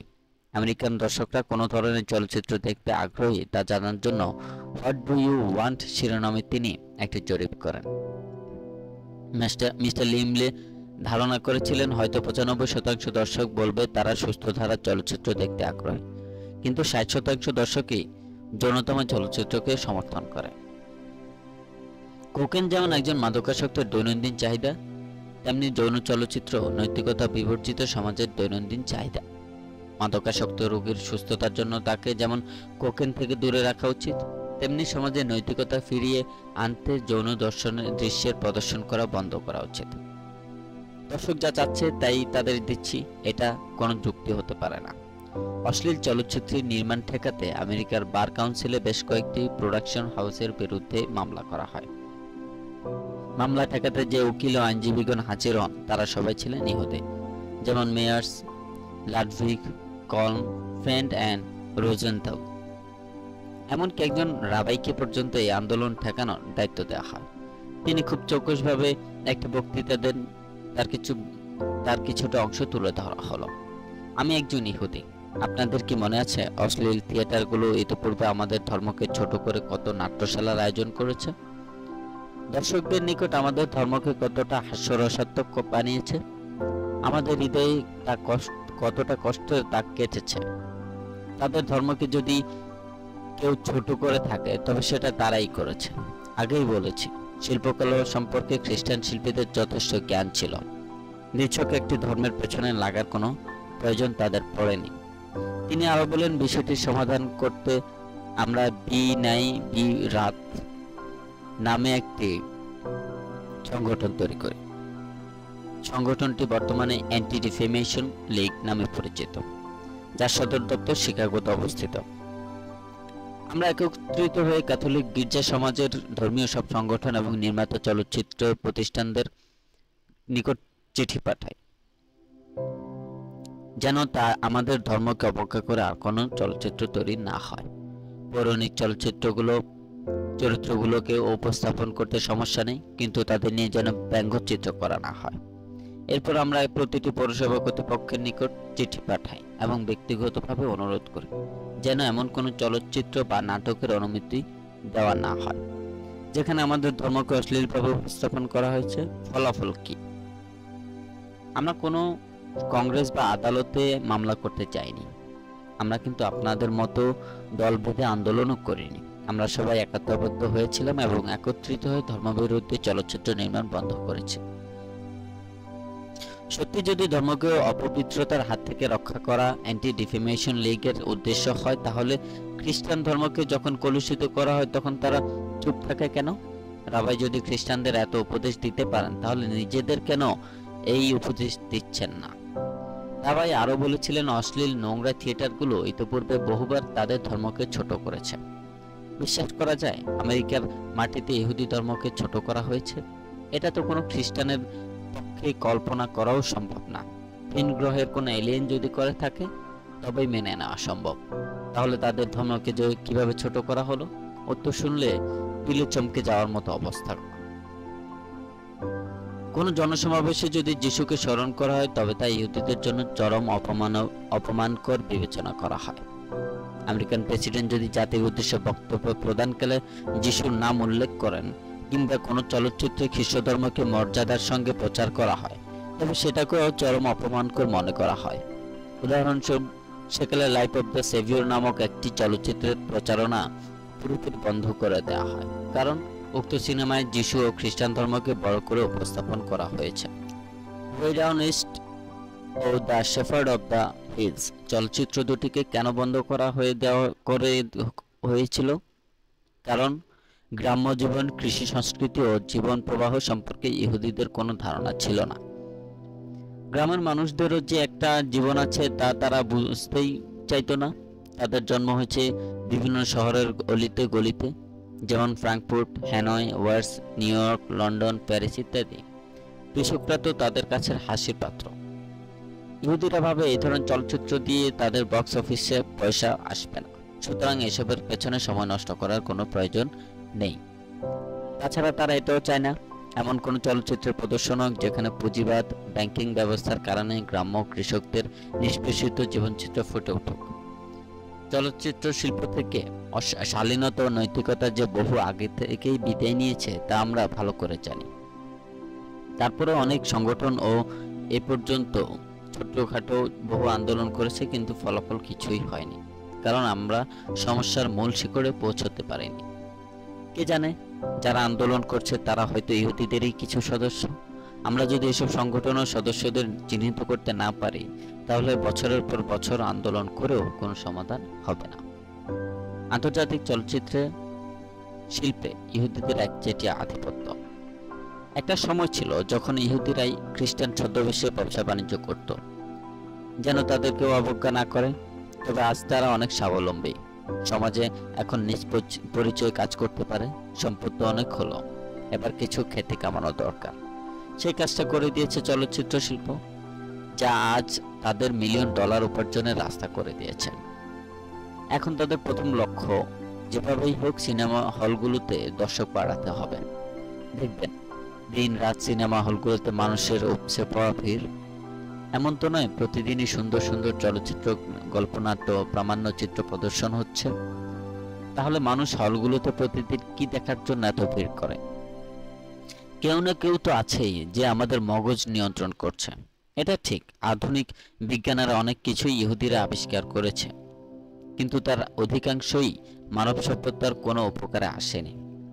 কারণ এগুলো দিয়ে কেবল সভ্যতাকে ধ্বংসই করা যায়, গড়া সম্ভব নয়। যে প্রতিষ্ঠানগুলো আজ পুরো পৃথিবী চলচ্চিত্র শিল্পকে নিয়ন্ত্রণ করছে, তাদের মধ্যে উল্লেখযোগ্য কয়েকটি হলো the Famous Players, Selznick, Selwyn, Goldwyn, Fox Film Company, the Jesse L Lasky Feature Play Company, United Artist cooperation, the Universal Film Company, the Metro, Vitagraph, Selig, Thomas H incorporation studios, Artcraft, Paramount Picture ইত্যাদি। এবার প্রতিষ্ঠানগুলো কাদের হাতে জন্ম নিয়েছে এবং কারা পরিচালনা করেছে তা নিচে উপস্থাপন করা হলো। দ্য ফেমাস প্লেয়ার্স প্রতিষ্ঠানটির প্রধান পরিচালক হলেন অ্যাডলফ জোকর। তিনি একজন হাঙ্গেরিয়ান ইহুদি। চলচ্চিত্র জগতে আসার আগে নিউ ইয়র্কের হ্যাস্টার স্ট্রিটে পশমি পণ্যের ব্যবসা করতেন। মানুষের ঘরে ঘরে পণ্য ফেরি করতেন। জীবনের প্রথম সঞ্চিত অর্থ তিনি নিকেল থিয়েটারে বিনিয়োগ করেন এবং মার্কাস লোভি এর সাথে যৌথভাবে কাজ শুরু করেন। অ্যাডলফ জোকর পরবর্তীকালে আরও অনেক প্রতিষ্ঠানের উপর নিজের ক্ষমতা বিস্তৃত করেন, যেমন Famous Players Lasky Corporation, the Oliver Morosco Photoplay Company, Paramount Pictures Corporation এবং আর্টক্রাফট পিকচার্স। এভাবে ধীরে ধীরে তিনি আমেরিকার অন্যতম ধনকুবেরে প্রতিষ্ঠিত হয়ে ওঠেন। অনেকে বলেন ইউনাইটেড আর্টিস্ট কর্পোরেশন জেন্টেলদের প্রতিষ্ঠান, কিন্তু আমেরিকান হিব্রু ম্যাগাজিনের একটি আর্টিকেল অনুযায়ী প্রতিষ্ঠানটির প্রধান পরিচালক হলেন হিরাম আব্রামস। এটি একসময় 4 জন তারকা অভিনেতা দ্বারা প্রতিষ্ঠিত হয়। তাদের নাম হলো Mary Pickford, Douglas Fairbanks, Charlie Chaplin ও ডেভিড ওয়াক গ্রিফিথ। জন্মসূত্রে হিরাম আব্রামস রাশিয়ান ইহুদি। ওরেগন শহরে থাকাকালে তিনি সংবাদপত্র বিক্রি করতেন। কিছুদিন পর পেনি আর্কেড নিয়ে কাজ শুরু করেন। প্যারামাউন্ট পিকচার্স কর্পোরেশন এর তিনি একজন যৌথ প্রতিষ্ঠাতা এবং এর কিছুদিন পরেই প্রেসিডেন্ট হন। ফক্স ফিল্ম কর্পোরেশন ও ফক্স সার্কিট থিয়েটার প্রতিষ্ঠান দুটি উইলিয়াম ফক্সের একক নিয়ন্ত্রণে পরিচালিত। তিনি একজন হাঙ্গেরিয়ান ইহুদি। ধারণা করা হয় তার প্রকৃত নাম উইলিয়াম ফক্স। একসময় তিনি স্পঞ্জ কাপড়ের বাণিজ্য করতেন। তাছাড়া পেনি আর্কেড বাণিজ্যের মধ্য দিয়ে তিনি পেশা জীবন শুরু করেন। এটি অনেকটা বায়োস্কোপের মতো। বাক্সের ভেতর নাটাইয়ের একটি রিলে অনেকগুলো পর্ন ছবি স্থিরচিত্র আকারে সাজানো থাকত। বাক্সের ফুটোয় চোখ রাখলে মাত্রই রিল ঘুরিয়ে স্থির চিত্রগুলো পর্যায়ক্রমে দেখানো হতো। কিছু কয়েনের বিনিময়ে যে কেউ এসব দেখতে পারত। মেট্রো পিকচার্স কর্পোরেশন গড়ে তোলার পেছনে বিশেষ দায়িত্ব পালন করেন মার্কুইস লোভি। সেকালে তিনি আমেরিকার 68টি প্রতিষ্ঠানের মালিক ও শেয়ার হোল্ডার ছিলেন। চলচ্চিত্র শিল্পের ইতিহাসে মার্কুইস লোভি এবং অ্যাডলফ জোকর খুব পরিচিত দুটি নাম। তারা উভয়ের এক সময় পশমি পণ্যের বাণিজ্য করতেন। জোকর একাই চলচ্চিত্র শিল্পে বহুদূর এগিয়ে গিয়েছিলেন, যদিও পরবর্তীকালে লোভিও এর প্রতিষ্ঠানে বিনিয়োগ করেন। তিনি সবচেয়ে বেশি তৈরি করেন ভৌডভিল শ্রেণীর চলচ্চিত্র, যারা মূলত নিচু শ্রেণীর হলগুলোতে দেখানো হতো। পরবর্তী সময় তিনি একাই 105টি সিনেমা হল গড়ে তোলেন। গোল্ডওয়াইন ফিল্ম কর্পোরেশন পরিচালনা করতেন স্যামুয়েল গোল্ডওয়াইন, যিনি ছিলেন একজন পোলিশ ইহুদি। চলচ্চিত্র শিল্পে আসার পূর্বে তিনি বিভিন্ন পণ্যের পাইকারি ব্যবসা করতেন। 1912 সালে জেসি লাস্কি ও সেসিল ডিমাইলের সাথে $20,000 বিনিয়োগ করে তার প্রথম চলচ্চিত্র প্রতিষ্ঠান গড়ে তোলেন। এতে তিনি এতটাই লাভ করেন যে পরবর্তীতে $2 কোটি বিনিয়োগ করে সুবার্টস, এএসডব্লিউ উডস ও সেলভাইন্সকে সাথে নিয়ে আরও একটি প্রতিষ্ঠান গড়ে তোলেন। সেখানে মূলত জেন্টাইল লেখকদের গল্প উপন্যাস নিয়ে নাটক চলচ্চিত্র তৈরি করা হতো। ইউনিভার্সাল ফিল্ম কোম্পানি বাজারের অনেকের নিকট ইউনিভার্সাল সিটি নামে পরিচিত। প্রতিষ্ঠানটি গড়ে ওঠে কার্ল লেমলি এর একক নির্দেশনায়। তিনি একজন জার্মান ইহুদি। 1906 সালে এই শিল্পে তিনি প্রথম পা রাখেন। পূর্বে তার কাপড়ের ব্যবসা ছিল। বিংশ শতাব্দীর শুরুতে যখন নতুন ট্রাস্ট সংগঠন প্রতিষ্ঠা করা নিয়ে আন্দোলন শুরু হয়, তখন তিনি সুকৌশলে সেখানে প্রবেশ করেন। পরে ক্ষমতা কাজে লাগিয়ে লস অ্যাঞ্জেলেস ইউনিভার্সাল সিটি প্রতিষ্ঠা করেন। সিলেক্ট পিকচার কর্পোরেশন ও সেলজনিক পিকচার্স প্রতিষ্ঠান দুটি গড়ে ওঠে লুইস জে সেলজনিক এর একক নেতৃত্বে, যিনি ছিলেন একজন রাশিয়ান ইহুদি। একসময় তিনি ওয়ার্ল্ড ফিল্ম কর্পোরেশনের সহকারী পরিচালকের দায়িত্বে ছিলেন। এরা ছাড়াও ইহুদিদের আরও অনেক সদস্য রয়েছেন, যারা সরঞ্জামাদি প্রস্তুত, অভিনেতা বাছাই, শুটিং স্থান নির্ধারণ, সিনেমা হল তৈরি, বিজ্ঞাপনের প্রচার, বাজারে টিকেটের চাহিদা বৃদ্ধি করা সহ এই জাতীয় বিভিন্ন কাজ করত। আমাদের চারপাশে আজ অনেকের দেখা মিলবে যাদের নিকট চলচ্চিত্রই একমাত্র বিনোদনের মাধ্যম। অনেকে আছে যাদের দিনে একবার হলেও সিনেমা হলে যেতে হয়, আবার কেউ কেউ আছেন যাদের দুপুর ও রাতে 2 বার যেতে হয়। এখন তো প্রায় আবার সিনেমা হলগুলোই দিন রাত 24 ঘন্টা খোলা থাকে। অনেকে তো দিনে 3-4 ঘন্টা শুধু সিনেমা দেখেই কাটিয়ে দেয়।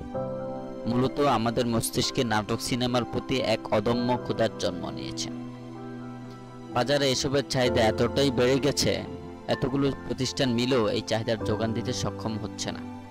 তাই মানুষ এক নাটক চলচ্চিত্র বারবার দেখে সময় কাটাচ্ছে। আবার এটাও মনে রাখতে হবে, ভালো জিনিস প্রতিদিন তৈরি করা যায় না। তাই আজ যেসব চলচ্চিত্র তৈরি হচ্ছে তার মধ্যে হাতে গোনা কয়েকটা হয়তো ভালো, আর বাদ বাকি সব বস্তা পচা জিনিস। মানুষ কষ্ট করে যে অর্থ উপার্জন করে তার নোংরামিতে ভরা চলচ্চিত্র দেখে নষ্ট করে। চলচ্চিত্রে ইহুদি চরিত্রগুলো তখনই আনা হয় যখন তা তাদের জন্য মঙ্গলকর হয়। 1911 সালে ট্রায়াঙ্গল শার্ট ওয়েস্ট ফ্যাক্টরিতে আগুন ধরে প্রায় 150 জন পোশাক কর্মী মারা যায়, যাদের বেশিরভাগই ছিল নারী। এই গল্পের উপর ভিত্তি করে নিউ ইয়র্ক মেয়র একটি চলচ্চিত্র নির্মাণের ঘোষণা দেন, যার নাম হবে দ্য লকড ডোর। গল্প লেখার দায়িত্ব পেলেন একজন ইহুদি, যিনি বিভিন্ন হলোকস্ট এর ওপর আগে অনেক গল্প লিখেছিলেন। দুর্ঘটনায় যে নারীরা মারা যায় তাদের চরিত্র নিয়ে তিনি ইহুদি মেয়েদের চরিত্র ঢুকিয়ে দেন, যাদের নামমাত্র মূল্যে পোশাক শিল্পের মালিকরা খাটিয়ে মারছে। আগুন লাগার পর তারা বেরিয়ে আসার কোনো পথ পায়নি, কারণ প্রধান ফটক বন্ধ ছিল। ঠিক এরকম সুবিধাজনক জায়গাগুলোতে তারা নিজেদের চরিত্র প্রবেশ করায়, আর যখন রাবাইদের ভূমিকা আসে তখন পূর্ণ ধর্মীয় সম্মানের সঙ্গে তাদের উপস্থাপন করা হয়। চলচ্চিত্র শিল্পে খ্রিস্টান ধর্মকে কতটা নোংরা করা হয়েছে তা বিগত অধ্যায়ে বিস্তারিত বর্ণনা দেয়া হয়েছে।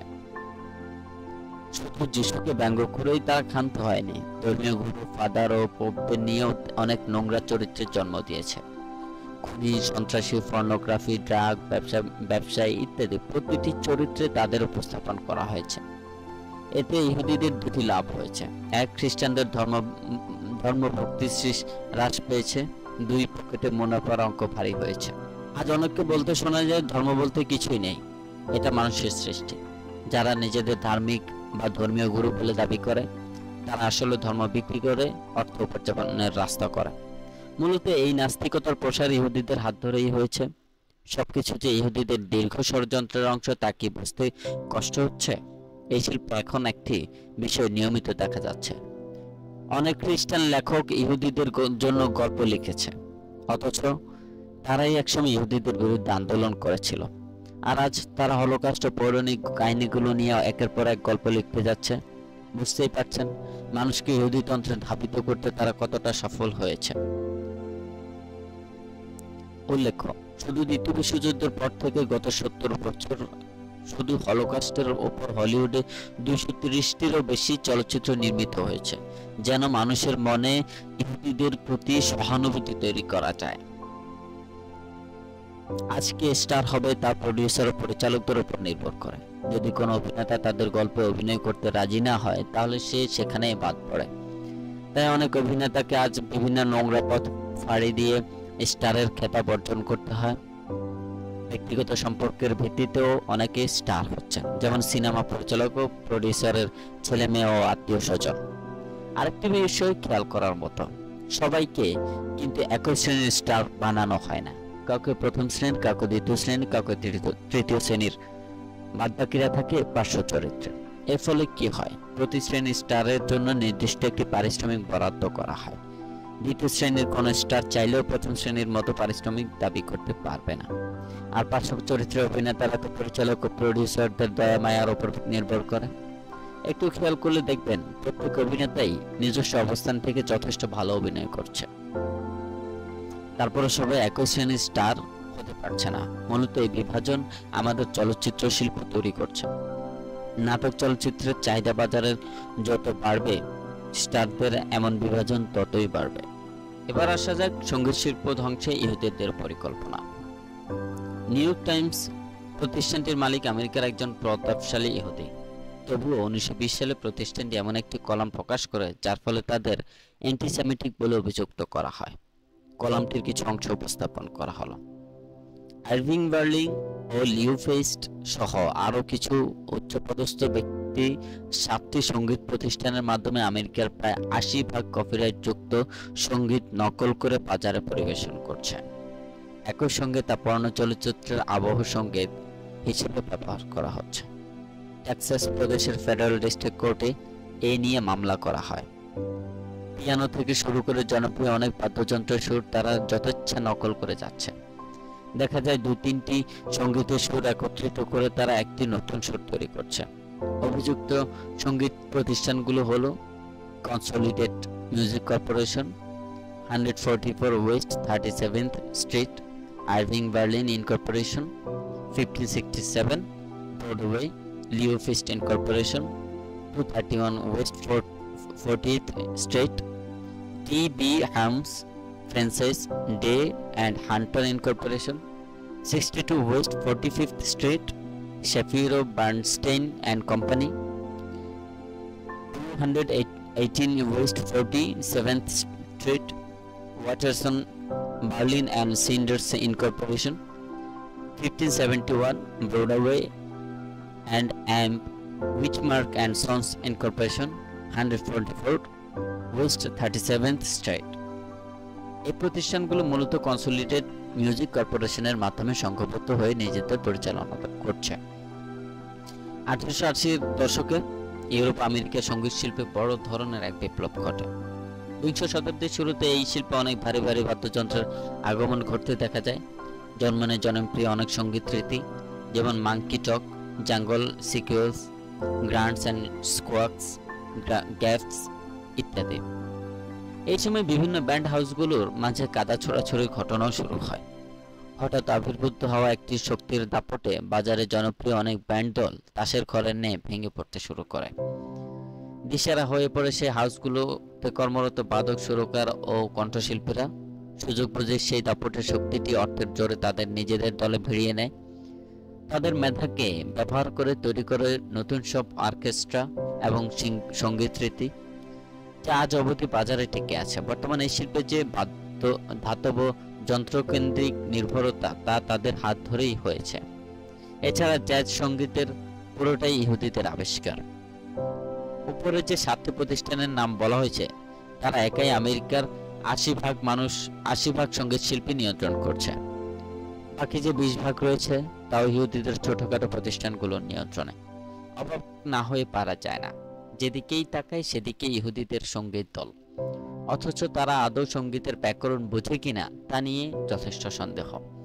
তথাপি এটাও যে অর্থ উপার্জনের খনি হতে পারে তা ইহুদিরা আগে থেকে আঁচ করতে পেরেছিল। হঠাৎ এই অশুভ শক্তিটির আগমন বুঝতে পেরে তৎকালীন সঙ্গীত বিশেষজ্ঞগণ যেসব আশঙ্কা বাণী তৈরি করেছিলেন তা নিউ ইয়র্ক টাইমসের সেই কলামটিতে ছাপানো হয়।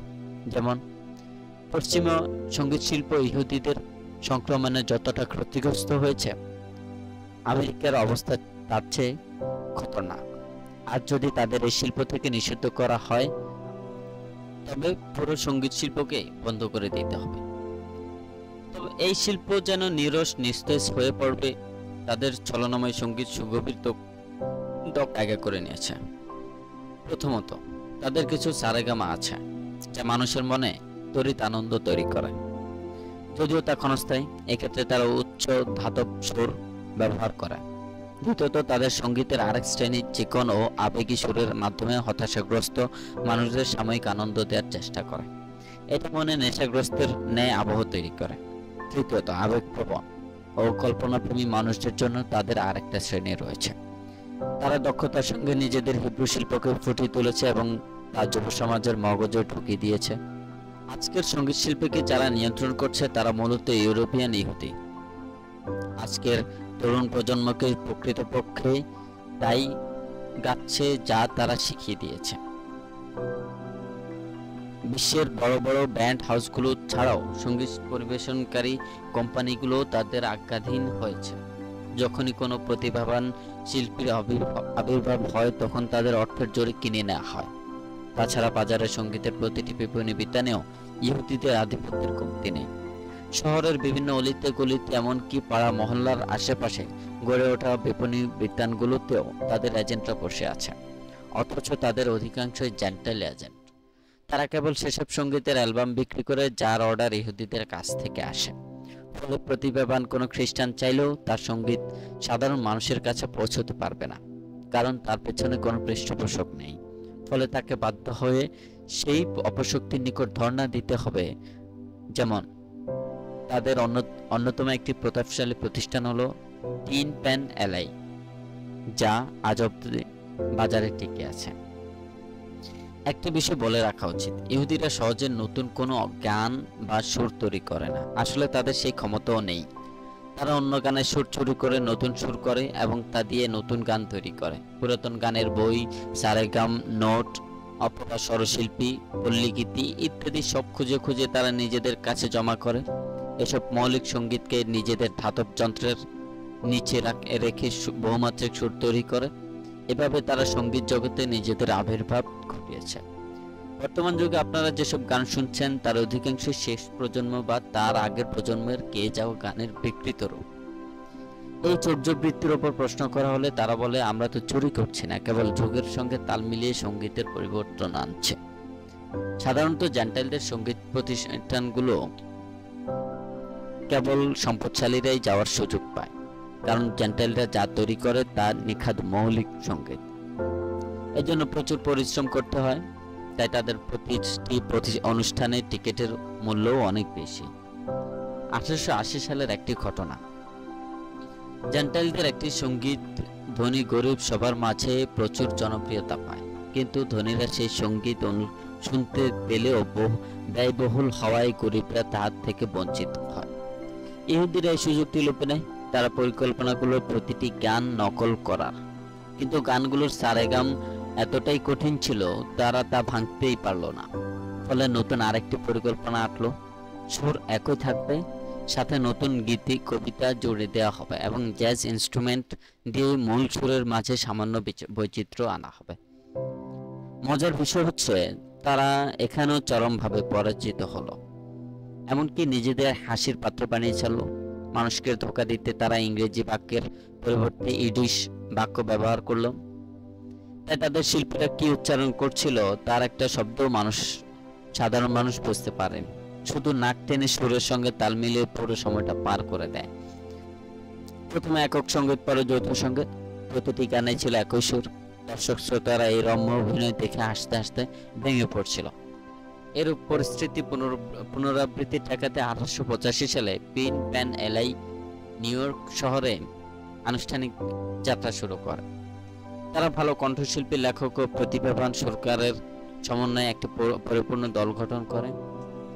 অবশ্য শিল্পীরা ভেবেছিল নামকরা এই সঙ্গীত প্রতিষ্ঠানটি হয়তো বাজারে তাদের প্রতিষ্ঠিত হতে পৃষ্ঠপোষকতা করে যাবে, কিন্তু তাদের যে কেবল ব্যবহারের উদ্দেশ্যেই এই প্রতিষ্ঠানে নিয়োগ দেওয়া হয়েছে তা অনেকের পরে বুঝতে পেরেছে। শুরু হয় মৌলিক সঙ্গীত রচনা এবং বাজারের বিখ্যাত সব সঙ্গীতের সারেগাম উদ্ধারের মিশন। এই উদ্যোগের পেছনে প্রথমে যার নাম আসে তিনি হলেন জুলিয়াস হুইটমার্ক।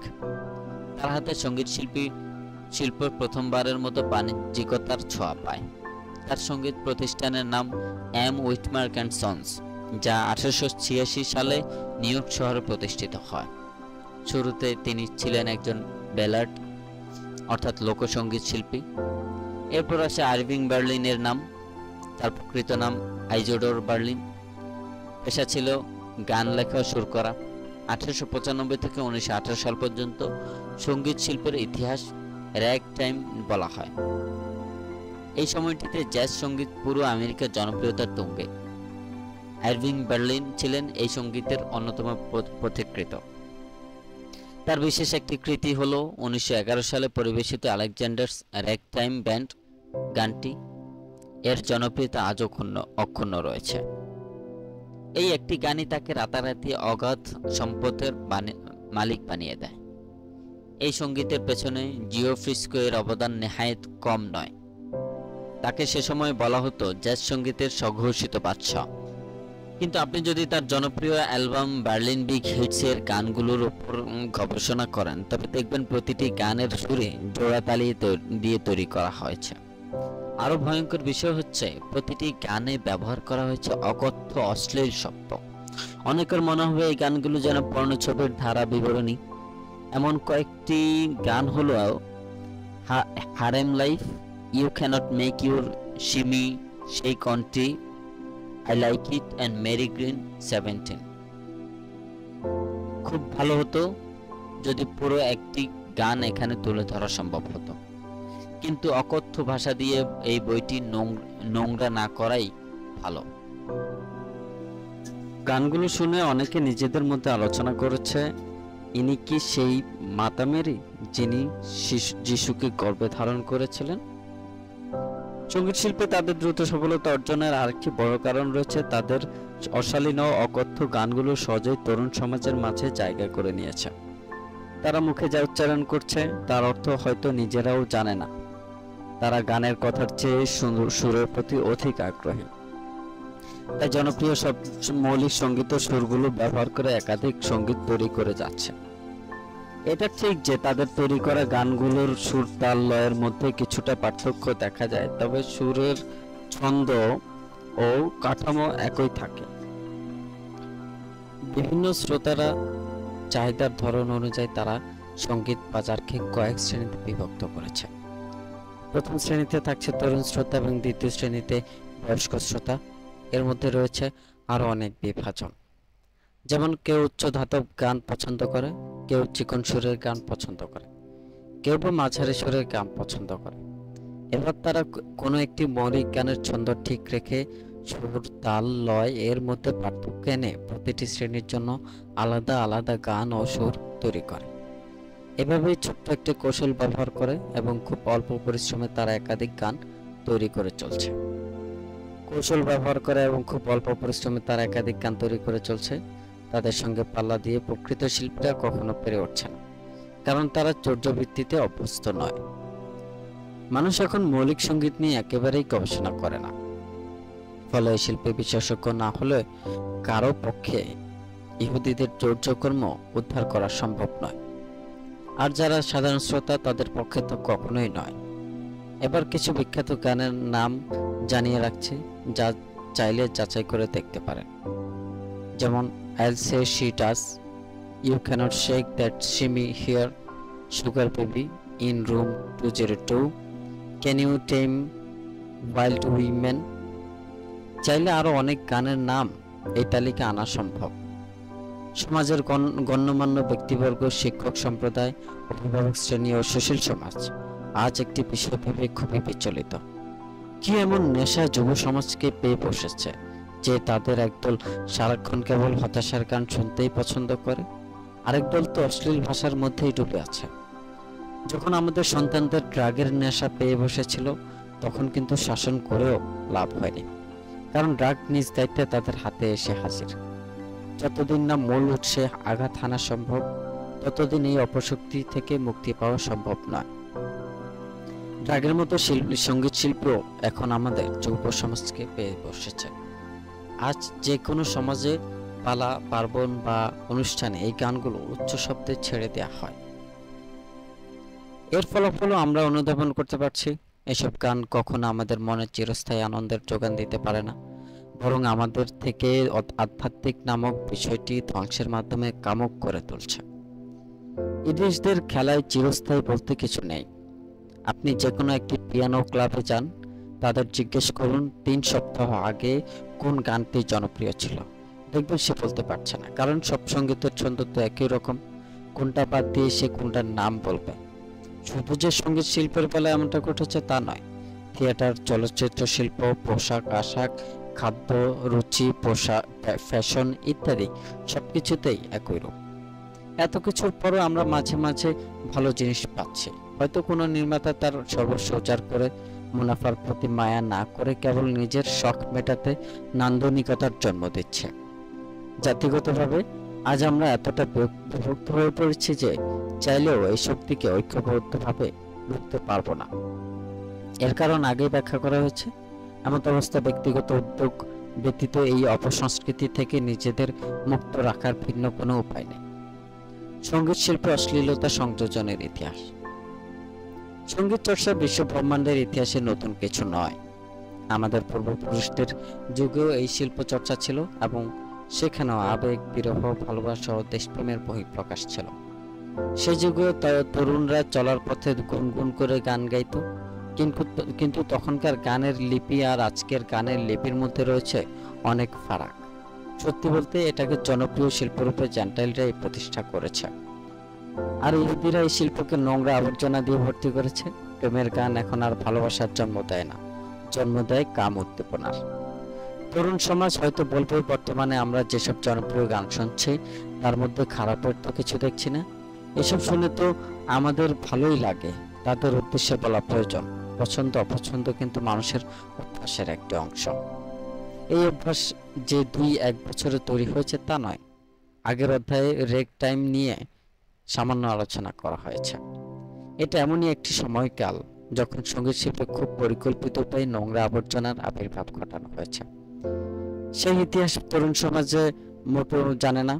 যে প্রজন্মগুলো বিপ্লব পরবর্তী সময়কালে বড় হয়েছে তারা এসব সঙ্গীত শুনে বড় হয়েছে। তারা কি করে বুঝবে কোনটা ভালো আর কোনটা খারাপ?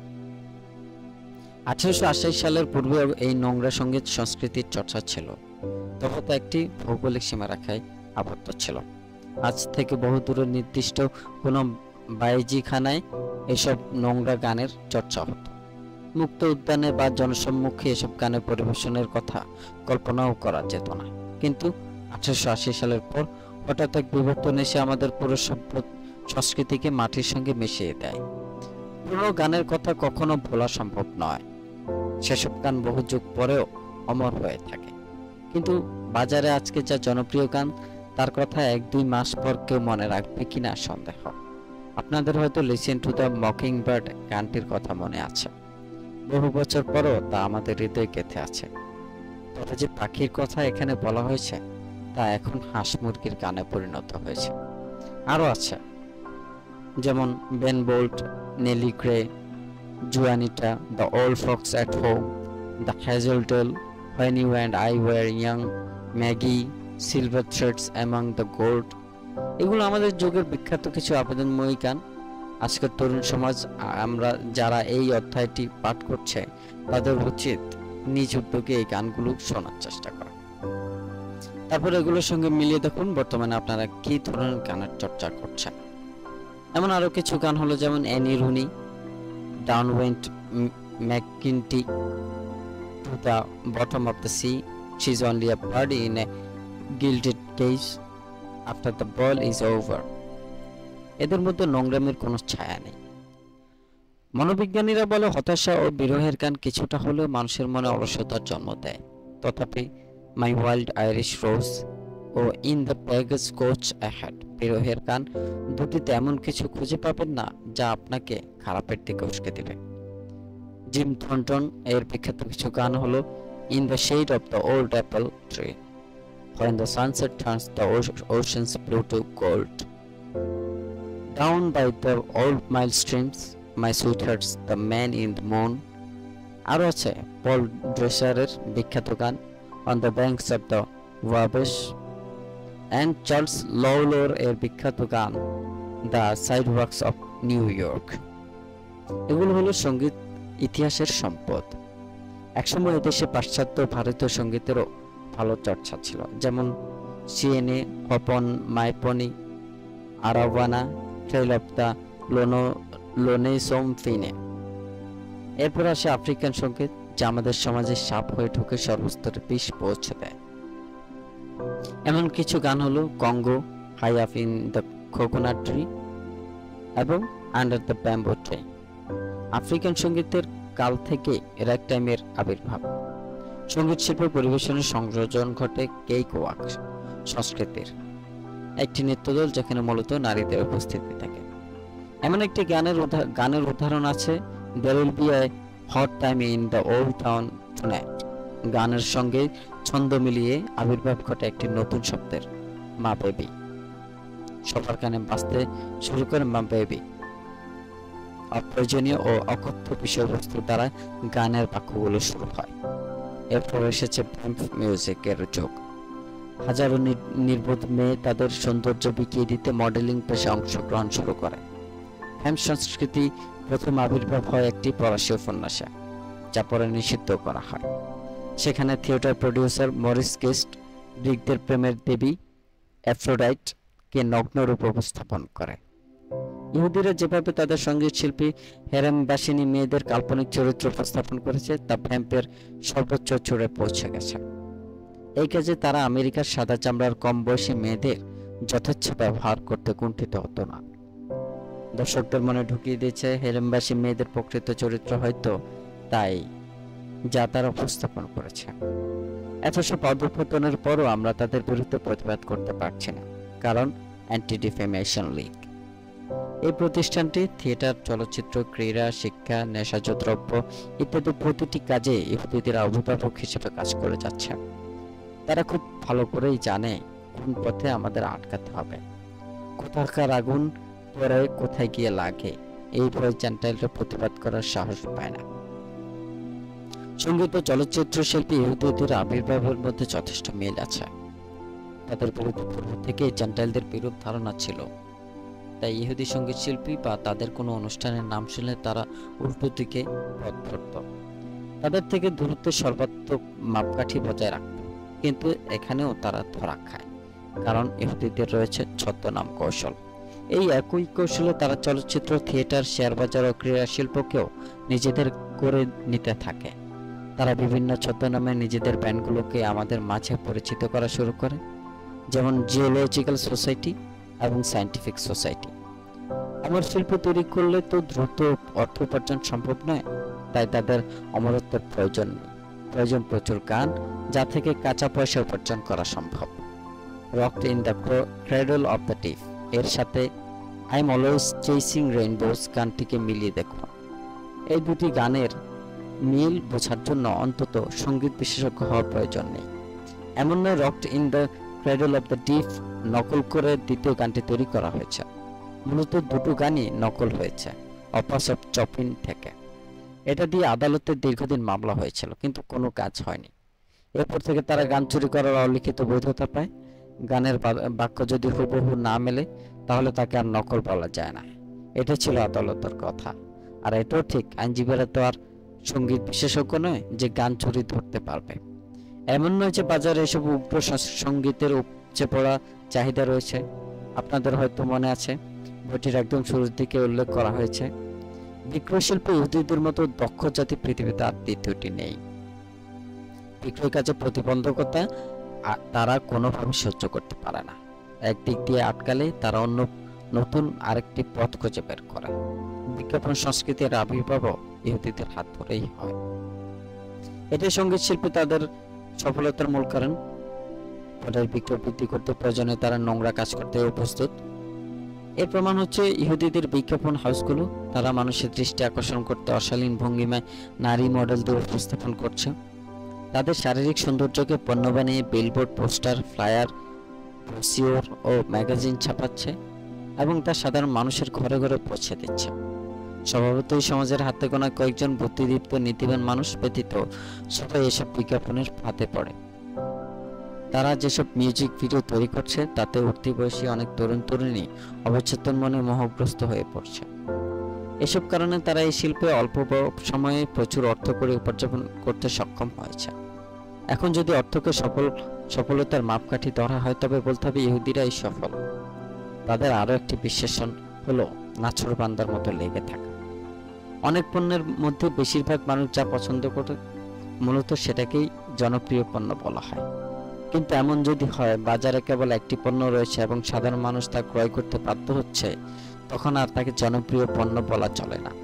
আজকের বাজারে যে গানগুলোকে আমরা জনপ্রিয় সঙ্গীত বলে অভিহিত করছি তা কেবল মাত্রাতিরিক্ত পুনরাবৃত্তির ফলাফল। বিদেশি কোনো রাজকীয় অতিথি যখন আমেরিকা ভ্রমণে আসে তখন তাদের আতিথেয়তায় জাজ সঙ্গীত পরিবেশন করা হয়। প্রিন্স অফ ওয়েলস যখন আমেরিকা ভ্রমণে আসেন, তার দেখাশোনার কাজে যে ছেলেটিকে রাখা হয়েছিল তার নাম রোজ। রোজের আমন্ত্রণে তিনি ইডিশ সঙ্গীত নির্মাণ হাউস পরিদর্শনে হাজির হন। প্রিন্স অফ ওয়েলস ইডিশ সঙ্গীত শুনে অসম্ভব মুগ্ধ হন, যদিও সেগুলো চুরি করে তৈরি করা হয়েছিল। এরপর থেকে তিনি ইডিশ সঙ্গীতের ভক্ত হয়ে যান। আশা করি ইতিমধ্যেই উপলব্ধি করতে পারছেন চার্লি চ্যাপলিনের যে কমেডি চলচ্চিত্রগুলো আমরা দেখি তার সাথে যে আবহ সঙ্গীত জুড়ে দেওয়া হয় তা সম্পূর্ণ জাজ মিউজিক। কমেডি ছাড়া বিভিন্ন চলচ্চিত্রের থিম সঙ্গীত তৈরিতেও আজ জাজ বাদ্যযন্ত্র সমূহ ব্যবহৃত হচ্ছে। চলচ্চিত্রের কোনো একটি অংশে দেখবেন পেছন থেকে গান ছেড়ে দেওয়া হয়েছে এবং গল্পের নায়ক তার সাথে ঠোঁট নেড়ে নেড়ে গান গাওয়ার অভিনয় করছে। এগুলো জাজ সঙ্গীত। মনে করুন আপনার বন্ধুদের নিয়ে আড্ডা দেওয়ার জন্য কোনো একটি রেস্টুরেন্ট বা কফি হাউসে গেলেন। খেয়াল করবেন পেছন থেকে বাদক দল সঙ্গীত বাজাচ্ছে, এর সাথে চলচ্চিত্রের নায়ক ঠোঁটে নেড়ে অভিনয় করছে। আপনি বুঝতে পারবেন না কিভাবে এই সঙ্গীতগুলো আপনার অবচেতন মনে জায়গা করে নিচ্ছে। একসময় আপনি নিজেও এই সঙ্গীতগুলো গুনগুন করে গাইতে শুরু করবেন। Shopping mall, coffee shop, saloon, রেস্তোরাঁ ইত্যাদি যেখানেই যান না কেন দেখবেন একই গান বাজছে কিংবা একই ছন্দে বিভিন্ন গান বাজছে। ধরুন আপনার ছোট্ট মেয়েকে সাথে নিয়ে কিছু জামা কিনতে গেলেন। বাসায় এসে চেয়ারে আরাম করে বসা মাত্র দেখবেন আপনার মেয়ে শপিং মলে শোনা গানটির বিড়বিড় করে গাচ্ছে। অর্থাৎ আপনি চাইলেও এই উগ্র সঙ্গীত চর্চা এড়িয়ে যেতে পারছেন না। ইহুদিদের প্রতিষ্ঠানগুলো কয়েকটি ভিন্ন ভিন্ন শ্রেণীর সঙ্গীত রীতিমতো বিভক্ত, যেমন হ্যামস, হারিমস, হুচ ও হুলা হুলা। তারা প্রতিটি সঙ্গীত রীতির মধ্যে ইচ্ছা করেই প্রতিযোগিতা বাঁধিয়ে দিয়েছে। ঠিক যেমনটা মাল্টিন্যাশনাল প্রতিষ্ঠানগুলো একই প্রতিষ্ঠানের অসংখ্য ব্র্যান্ড বাজারে এনে তাদের মধ্যে প্রতিযোগিতা বাঁধিয়ে দেয়। এখন কারো যদি হারেম শুনতে ভালো না লাগে তবে তার জন্য রয়েছে ভ্যাম্প। অর্থাৎ আপনি যাই খুঁজুন না কেন একটি দোকানে সবকিছু পাবেন, আর বাজারে এই একটি দোকানে বাদে আর কোনো দোকানের অস্তিত্ব নেই। নোংরা গান লিখতে তো আর সৃজনশীলতা লাগে না, তাই হাজার হাজার গান তৈরি করতে ইহুদিদের তেমন পরিশ্রমও করতে হয় না। যদি এমন হয় তাদের তৈরি করা কোনো গানে অশ্লীলতার আবহ নেই, তবে বুঝবেন সেই গানটি অন্য কোথাও থেকে চুরি করা হয়েছে। তাদের প্রতিষ্ঠানগুলো বছরব্যাপী যে পরিমাণ গান তৈরি করে তার সিংহভাগ অন্য কোথাও থেকে চুরি করা। ইহুদিরা পরিকল্পিতভাবে কিছু সমালোচক গোষ্ঠীর জন্ম দিয়েছে। নতুন কোনো ইডিশ সঙ্গীত মুক্তি পেলে তাদের ভাড়া করা সমালোচকদের এক পক্ষে সেই গানের পক্ষের সাফাই গায়, অপর পক্ষ বিপক্ষে সাফাই গায়। আর জেন্টেল সমাজ আগ্রহ করে বসে থাকে বিতর্ক সভার চূড়ান্ত ফলাফল কি হয় তা জানার জন্য। তারা সেই গানই ক্রয় করতে বাজারে যায় যার পক্ষ বিতর্কে বিজয়ী হয়েছে। এই যখন অবস্থা তখন তাদের গর্ধব বলার চেয়ে মস্তিষ্ক বিকৃত জেন্টেল বলাই শ্রেয়। এভাবে তিন প্যানেলই প্রতিষ্ঠান আমেরিকার পুরো সঙ্গীত বাজার নিজেদের নিয়ন্ত্রণ করে রেখেছে। আমেরিকার পর তাদের অপসংস্কৃতির আগ্রাসন পৃথিবীর কোনো অংশ গিয়ে পড়বে তা বলা খুবই কঠিন, তবে নিশ্চিত করে বলা যায় ধীরে ধীরে তা পুরো পৃথিবীতে ছড়িয়ে পড়বে। ক্রীড়া শিল্পে ইহুদি জুয়ারিদের দৌরাত্ম্য। প্রথমেই বলে রাখি, খেলাধুলায় ইহুদিদের তেমন কোনো আগ্রহ নেই। ইহুদিদের মধ্যে থেকে কেউ ভালো ক্রীড়াবিদ হতে পারেনি, এটা তাদের বিরুদ্ধে কোনো অভিযোগ নয়। শারীরিক বা স্নায়বিক কোনো দুর্বলতার কারণে যে তারা খেলাধুলায় কম আসক্ত অনুভব করে তা নয়, হয়তো এটাও ইহুদি জাতিগত বৈশিষ্ট্য। কলেজ ও বিশ্ববিদ্যালয়গুলোতে ইহুদিদের সন্তানরা কেবল তখনই খেলাধুলায় অংশ নেয় যখন তাদের নিয়ে কেউ কটু কথা বলে। তবে শারীরিক খেলাধুলায় পারদর্শী না হলে ইহুদিরা জুয়া খেলায় যথেষ্ট পারদর্শী। তাদের জুয়ারিদের নোংরা থাবায় জনপ্রিয় প্রতিটি খেলায় বহুবার কলুষিত হয়েছে। দঙ্গল খেলায় অর্থাৎ রেসলিং এ কিছু পেশিবহুল খেলোয়াড়দের প্রশিক্ষণ দিয়ে মঞ্চে দাঁড় করিয়ে দেয়। মুষ্টিযুদ্ধের খেলায়ও একই ঘটনা ঘটে।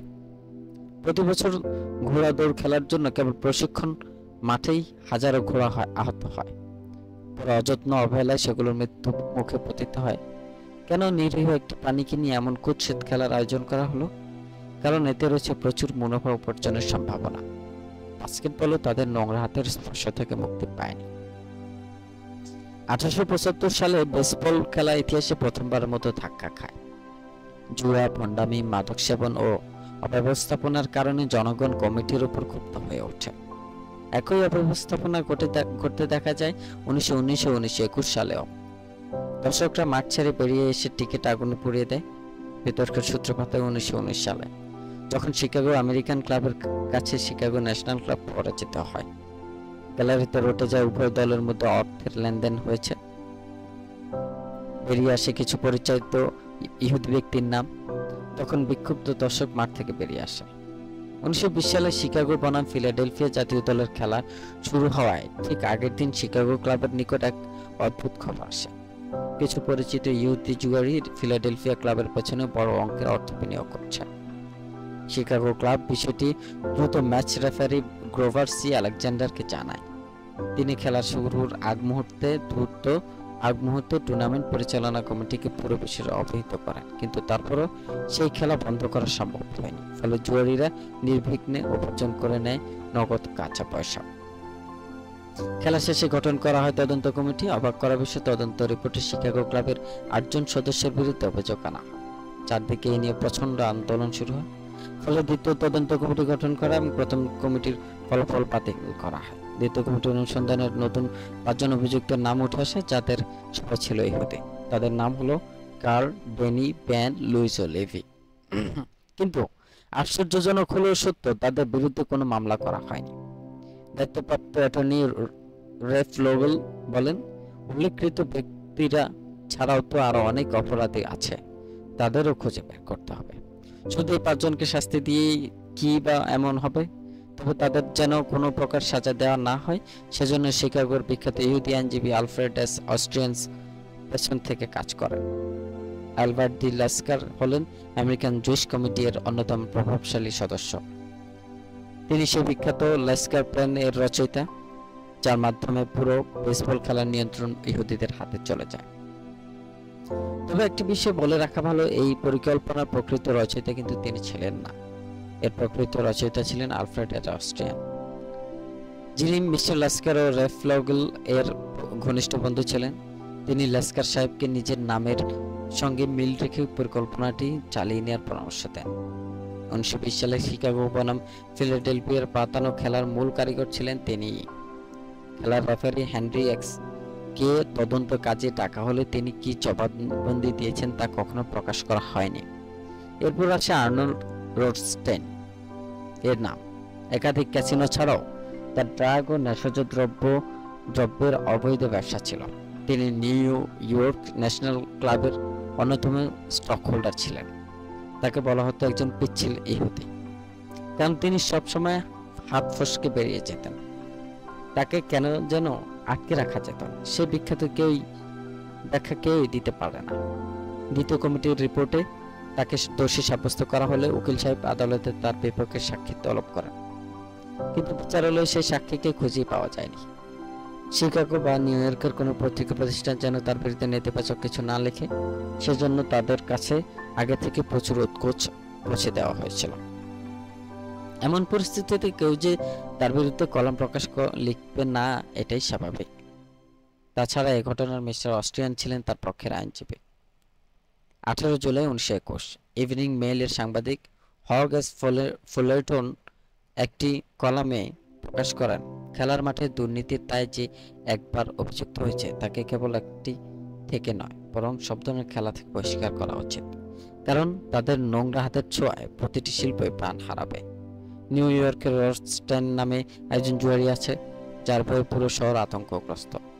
খেলার মাঠে যে বড় বড় জুয়া লেনদেনের গল্প শোনা যায়, তা প্রতিটির সঙ্গে সে জড়িত বলে ধারণা করা হয়। কিছুদিন আগের বেসবল কেলেঙ্কারির সঙ্গেও সে সরাসরি জড়িত ছিল।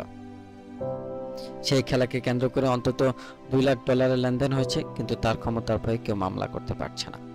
এরপরও প্রতিটি খেলায় তার জন্য ভিআইপি বক্স সহ অনেক সুবিধা বরাদ্দ থাকে। এই কলামে তিনি আরো কয়েকজন জুয়ারির নাম উল্লেখ করেন, তাদের নিউ ইয়র্ক ক্লাবগুলো থেকে বয়কট করার সুপারিশ করেন। এরপর আসে হেনরিক গ্রেভিনার এর নাম। তিনি হোয়াইট সক্স ক্লাবের ম্যানেজার চার্লস এ চমস্কি এর স্থলাভিষিক্ত হয়ে ক্লাবটির দ্বিতীয় দায়িত্বে আসেন। বেসবল খেলায় ক্লাবগুলোকে উৎসাহিত করতে হনর সিস্টেম নামক একটি নতুন পদ্ধতি চালু করেন। এই নিয়ম অনুযায়ী হোম ক্লাবটি তার টিকিট বিক্রির একটি অংশ ভ্রমণকারী দলকে প্রদান করবে। টিকিটের মূল্য আসন অবস্থানের উপর ভিত্তি করে একটি গ্যালারিকে কয়েকটি অংশে বিভক্ত করা হয়, যেমন box gate, pass gate, grandstand gate ও ব্লিচার গেট। কি পরিমাণ টিকিট বিক্রি হলো তা খেলা শুরুর আগে, মাঝামাঝি সময় ও খেলা শেষে উভয় দলের দুজন প্রতিনিধি পর্যবেক্ষণ করে। এরপর পূর্ব নির্ধারিত চুক্তি অনুযায়ী নিজেদের মধ্যে অর্থ ভাগাভাগি করে নেয়। গ্রেভিনার ক্লাবটির পরিচালনা দায়িত্বে আসার পর থেকে ভ্রমণকারী দলগুলোর পক্ষ থেকে অভিযোগ ওঠে, টিকিট বিক্রি নিয়ে যে হিসাব দেখানো হচ্ছে তা অনেকটাই সন্দেহজনক। স্টেডিয়ামে উপস্থিত দর্শকের পরিমাণ আর প্রকাশিত টিকিট বিক্রির হিসাবের মধ্যে বিশাল ফারাক দেখা যাচ্ছে। অভিযোগ তদারকি করতে বেসবল কমিটি ও ভ্রমণকারী দল গুপ্তচর বসায়। দীর্ঘ অনুসন্ধানের পর সন্দেহ সত্য প্রমাণিত হয়। বিশ্বের অন্যতম জনপ্রিয় খেলা বেসবল এখন বিনোদনের নাম করে টিকিট বাণিজ্য করছে। দুষ্ট চক্র এই শিল্পে এমনভাবে প্রবেশ করেছে যে এখন পুরো খেলাটাই বর্জন করতে হবে। বেসবল জগতে সবার মুখে মুখে যে জুয়ারির নাম শোনা যায় তিনি হলেন এবি অ্যাটেল। তার মতো দক্ষ ফিক্সার মাঠে দ্বিতীয় জন ছিল না। স্বয়ং ইহুদি মহলগুলো তাকে ফিক্সার বলতে দ্বিধাবোধ করতো না। তাদের 10 জনের একটি সংঘবদ্ধ টিম ছিল, যারা প্রতিটি খেলা শুরুর পূর্বে চাঁদা তুলে জুয়া খেলত। এমন শোনা যায় ওয়ার্ল্ড বেসবল সিরিজের কোনো খেলাকে কেন্দ্র করে তারা $2,50,000 পর্যন্ত চাঁদা তুলছে।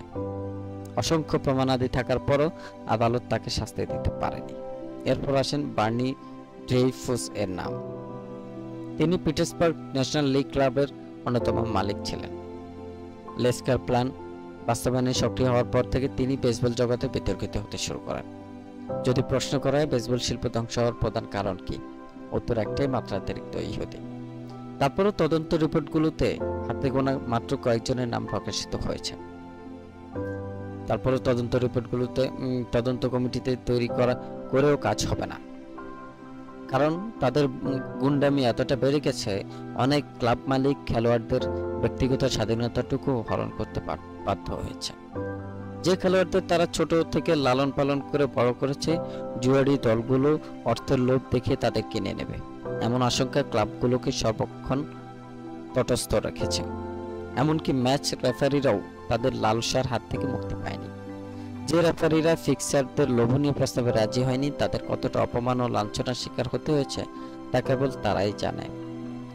যদি ইহুদিদের চরিত্রে খেলোয়াড় সুলভ আচরণের লেশমাত্র দেখা যায় না, তারপরে বিভিন্ন ক্রীড়া প্রতিযোগিতায় অংশগ্রহণের ক্ষেত্রে তাদের দেখা যেত।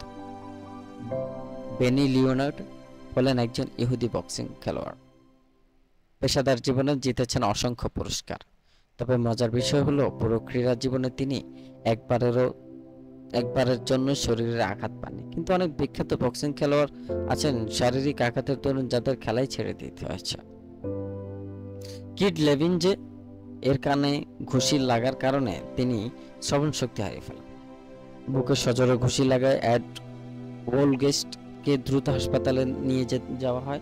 ব্যাটলিং নেলসন এতটাই আঘাত পান শরীরে বড় ধরনের অস্ত্রোপচার করতে হয়। অথচ বেনি লিওনার্ড, উইলি রিচি ও ফ্রেডি ওয়েলশ এর মতো খেলোয়াড়রা সারা জীবনে একটি আঘাতও পায়নি। এটা নিয়ে তারা আবার গর্বও করেন। এর পেছনের গল্প হলো তারা যা খেলছে তার সবই ছিল পাতানো খেলা। প্রকৃত খেলোয়াড়রা শারীরিক আঘাতের ঝুঁকি নিয়েই খেলতে আসেন, কিন্তু তারা আসেন নাটক করতে। ইউরোপ আমেরিকার অধিকাংশ ক্রীড়া শিল্প এখন ইহুদিদের নিয়ন্ত্রণে। মঞ্চে বা মাঠে যে খেলাগুলো আমরা দেখি, বিশেষত মুষ্টিযুদ্ধ সম্পর্কিত খেলাগুলো, তার অধিকাংশ বানানো নাটক। খেলা শুরু হওয়ার আগে একদল খেলোয়াড়কে দীর্ঘ প্রশিক্ষণ দিয়ে প্রস্তুত করা হয়। তারপর তাদের বিভিন্ন দলে ভাগ করে প্রতিযোগিতায় নামিয়ে দেওয়া হয়। আমরা দেখি একজনের ঘুষি খেয়ে অন্যজন লুটিয়ে পড়ে, কিছুক্ষণ পর সে আবার উঠে দাঁড়াচ্ছে এবং প্রতিদ্বন্দ্বীর মুখে ঘুষি মারছে। এভাবে কিছুক্ষণ অভিনয় করার পর সেই জয়ী হয়, যাকে আগে থেকে নির্ধারণ করা হয়েছে। তারাই বক্সিং ও রেসলিং টুর্নামেন্টের আয়োজন করছে, রেফারি নিয়োগ দিচ্ছে, খেলোয়াড় বাছাই করছে, প্রশিক্ষণ দিচ্ছে, কে কোন খেলায় বিজয়ী হবে তা নির্ধারণ করে রাখছে এবং টিকিট মূল্য বাড়ানোর জন্য কালোবাজারিদের ভাড়া করছে। এসবের কোনো কিছু সাধারণ মানুষ জানে না। এমত অবস্থায় বাজি ধরে জয়লাভ করা একজন জেন্টালের পক্ষে কিভাবে সম্ভব? চলচ্চিত্র শিল্পের নেই এখানেও পত্রিকা প্রতিষ্ঠানগুলো কিছু খেলোয়াড়কে বাছাই করে বাজারে স্টার বানায়, যেন জুয়ারিদের মাঠে গরম রাখা যায়। ধীরে ধীরে ক্রীড়া শিল্প যে বক্স অফিস কেন্দ্রিক হয়ে উঠেছে তা আর বলার অপেক্ষা রাখে না। এই পৃথিবীতে যদি গাধার চেয়েও কোনো নির্বোধ প্রাণী থেকে থাকে তাহলে জেন্টাল খেলোয়াড়দের সে নামে সম্বোধন করা উচিত। তারা খুব কাছ থেকে দেখছে ইহুদি জুয়ারিদের দৌরাত্ম্য, আমাদের প্রতিটি ক্রীড়া শিল্প আজ কতটা ধ্বংসের মুখে। তারপরেও কোনো খেলোয়াড় যদি জুয়ারিদের সঙ্গে হাত মেলায় তাহলে তাকে আর কি বা বলা যেতে পারে? চাইলে এমন অজস্র উদাহরণ তাকে এখানে তুলে ধরা সম্ভব। জ্যাক জনসনের নাম আশা করি অনেকে শুনেছেন। বক্সিং খেলায় তিনি চ্যাম্পিয়নশিপ খেতাবও পেয়েছিলেন। এই ভদ্রলোক বিলাসিতার দোষে পুরস্কারের অর্থ এত দ্রুত খরচ করে ফেলে যে অচিরেই দারিদ্রতা নেমে আসে।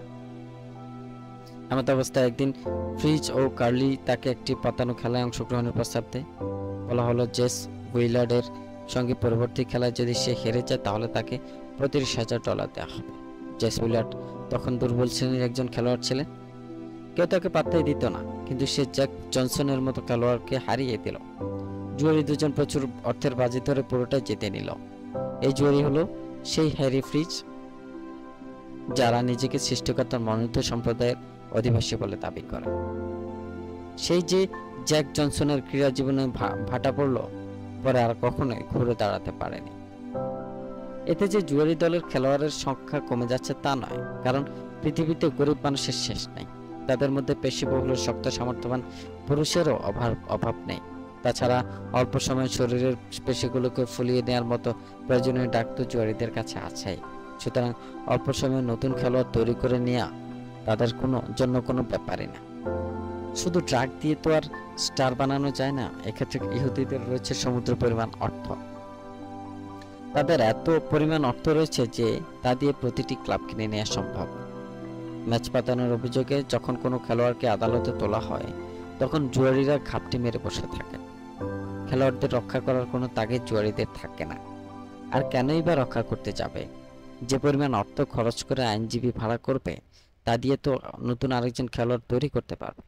ফলে সেই আদিকাল থেকে নিরীহ মানুষরাই কেবল ক্রসফায়ারের শিকার বা বলের পাঠা হয়ে আসছে।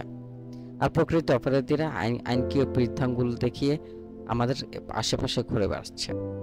তাদের চক্রান্তে আমাদের কত প্রতিভাবান খেলোয়াড় যে বলির পাঠা হয়ে হারিয়ে গেছে তার তালিকা উপস্থাপন করা সম্ভব নয়। এই মাত্রাতিরিক্ত জুয়ারি এবং সৃষ্টিকতা তথাকথিত মনোনীত সম্প্রদায়ের অধিবাসীদের যদি ক্রীড়া জগৎ থেকে বিতাড়িত করা সম্ভব না হয় তবে হয়তো একদিন ক্রীড়া জগৎ বিলুপ্ত হয়ে যাবে, কারণ দূষণ বা নোংরামির বাহন কখনো সুস্থ বিনোদনের মাধ্যম হতে পারে না। হুইস্কি উৎপাদন শিল্প নিয়ে ইহুদিদের ষড়যন্ত্র। একটা সময় ছিল যখন হুইস্কিকে বলা হতো আভিজাত্যের প্রতীক। এটি ছিল ইউরোপ আমেরিকার খুব জনপ্রিয় পানীয়।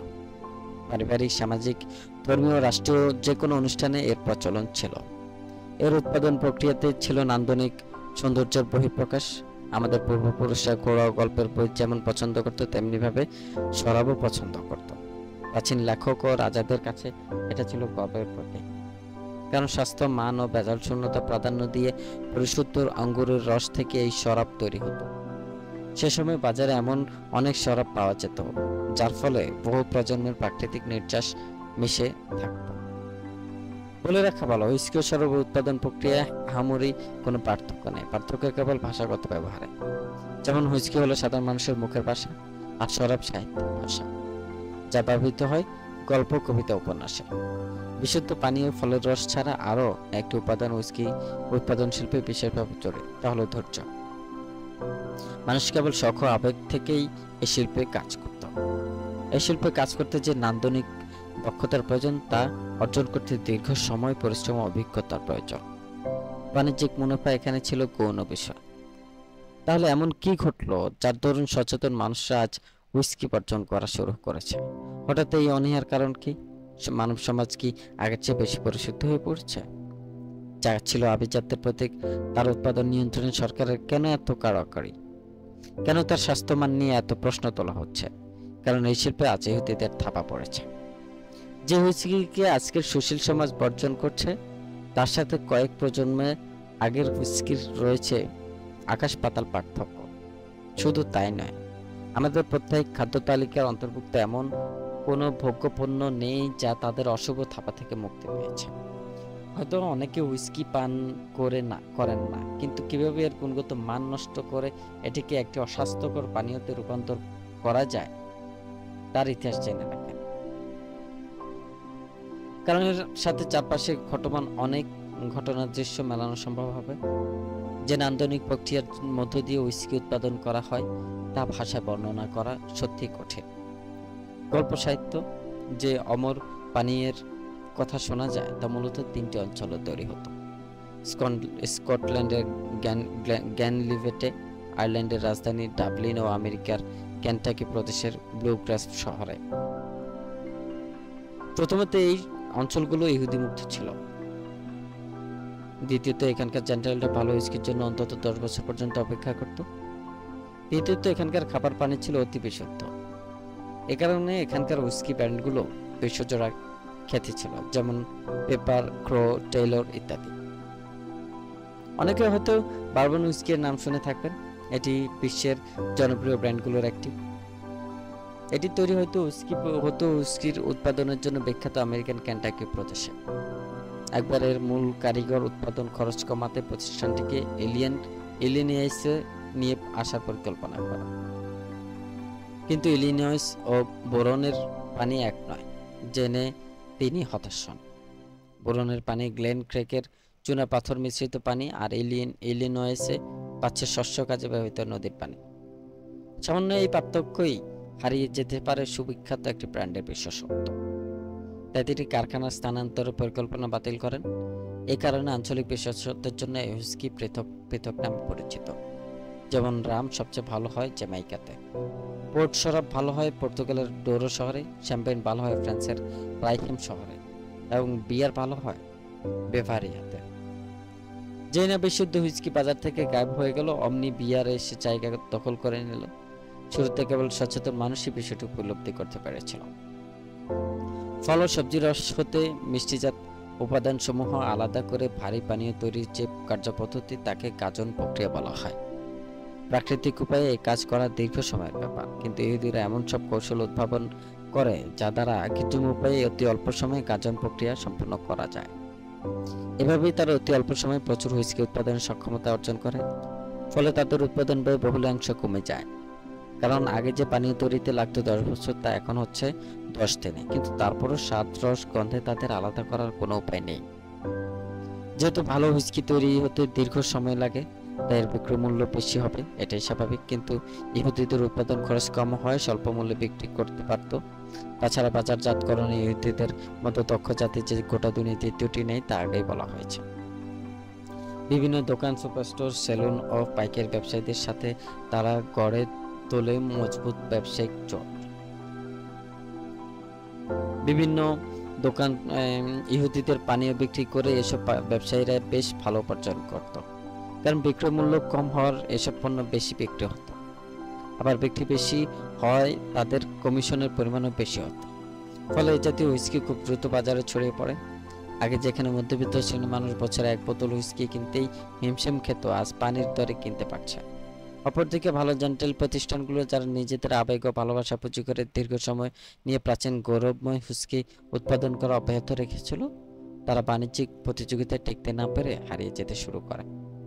সাধারণ মানুষ বুঝতে পারে না তারা যা পান করছে তা কৃত্রিমতায় ভরা বিষাক্ত পানীয়, বই কিছু নয়।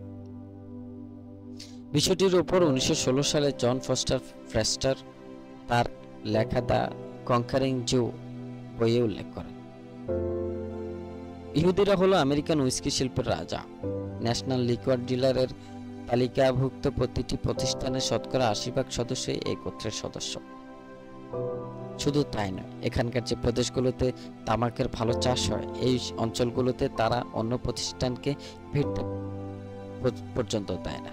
ফলে স্বল্প মূল্যে ইহুদিদের কাছে তামাক বিক্রি করা ছাড়া কৃষকদের ভিন্ন কোনো উপায় থাকে না।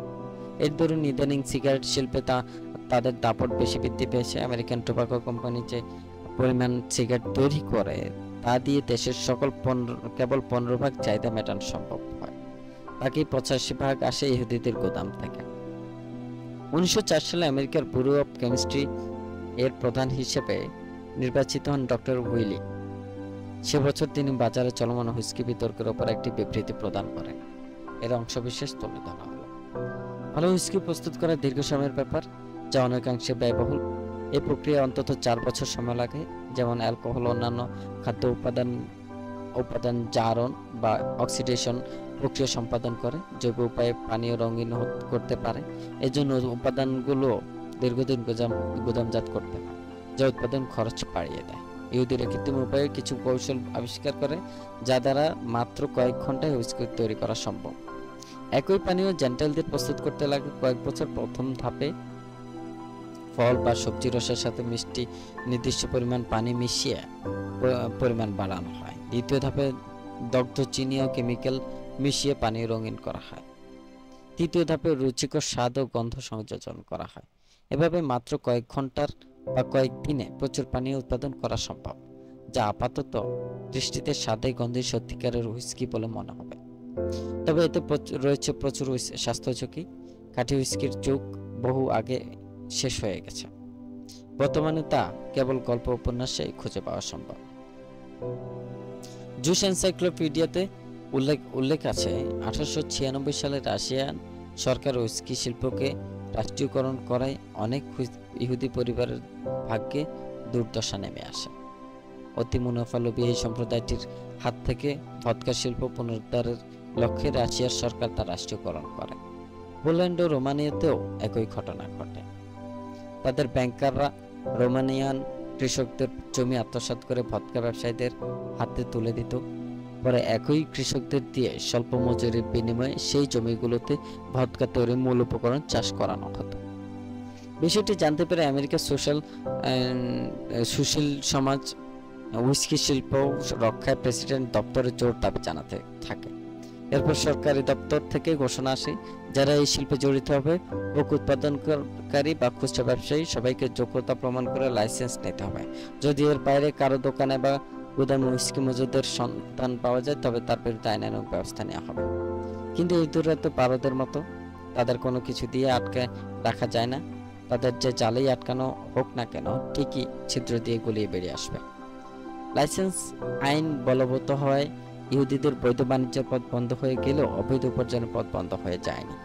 এ পর্যায়ে তারা খুব সূক্ষ্ম একটি খেলা খেলে। এর চূড়ান্ত পরিণতি কি ছিল তা অধ্যায়টির শেষাংশে দেখতে পাবে।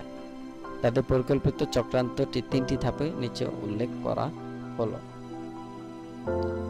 প্রথম ধাপ, ইহুদিরা সে সময় বিখ্যাত সব হুইস্কি ব্র্যান্ডের লোগো নকল করে নিজেদের বোতলে লাগিয়ে বাজারে সরবরাহ করতে শুরু করে।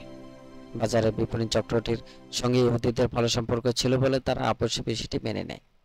কিন্তু চাইলেও তো আর তার মূল্য কমাতে পারছে না, কারণ মূল্য তালিকা উৎপাদনকারী প্রতিষ্ঠান থেকে নির্দিষ্ট করে দেওয়া হয়। যদি আপসে নকল পানীয়ের মূল্য কমায়, তারপরে বিষয়টি প্রকৃত উৎপাদনকারীর কানে চলে যাবে। ফলে কোম্পানি যে গাড়িগুলো এক গুদামে থেকে অন্য গুদামে এবং পর দূরবর্তী স্থানে হুইস্কি পৌঁছে দিত, সেসব গাড়ির চালকদের সঙ্গে আতাত করতে শুরু করে। তারা চালকদের সঙ্গে চুক্তি করে গাড়িগুলোকে বিভিন্ন ঝোপঝাড় বা জঙ্গলে নিয়ে আসতো। তারপর গাড়ির হুইস্কিগুলো পাল্টে দিয়ে নিজেদের বোতল সেখানে উঠিয়ে দিত। পুলিশের তদন্তে পাওয়া যায়, জেমস ই পেপার এর বোতলগুলোতে যে হুইস্কি পাওয়া যাচ্ছে তা ইহুদিদের উৎপাদিত পানীয়। সে সময় বেশ কয়েকজন অপরাধীর নামও প্রকাশ পেয়েছিল, কিন্তু আইনি প্রক্রিয়ায় বেশি দূর এগোতে পারেনি। দেখা গেল লাইসেন্স করেও কোনো লাভ হচ্ছে না। যে পেশাল বন্ধ করতে সুশীল সমাজের এত আন্দোলন তা আগের মতোই রয়ে গেছে। ভয়ানক ব্যাপার হচ্ছে, এই নোংরা কাজে এমন সব বিখ্যাত হুইস্কি ব্র্যান্ড জড়িয়ে পড়েছে যাদের রক্ষায় একসময় মানুষ আন্দোলন করেছিল। শুধু হুইস্কি নয়, যত ধরনের পানীয় বাজারে বিক্রি হচ্ছে ততদিনে প্রায় সবকটি বিষাক্ত হয়ে পড়েছে। 1913 থেকে 14 সালে বনফোর্ডস ওয়াইন অ্যান্ড স্পিরিটস সার্কুলার প্রতিষ্ঠানটি একটি কলামে প্রকাশ করে। তাতে উল্লেখ করা হয় বিখ্যাত সব ব্র্যান্ডের নামে যেসব হুইস্কি ও স্পিরিট আজ বাজারে বিক্রি হচ্ছে তা সবই ভেজালে পরিপূর্ণ। এই বাজার এতটাই লাভজনক, একটি মহল মৌমাছির নিয়ে ঝাঁকে ঝাঁকে এই শিল্পের ওপর চেপে বসছে। অবৈধ ভেজাল মিশ্রিত পানীয় আমাদের সমাজে গ্রহণযোগ্য করে তুলতে তারা নিয়মিত কাজ করে যাচ্ছে।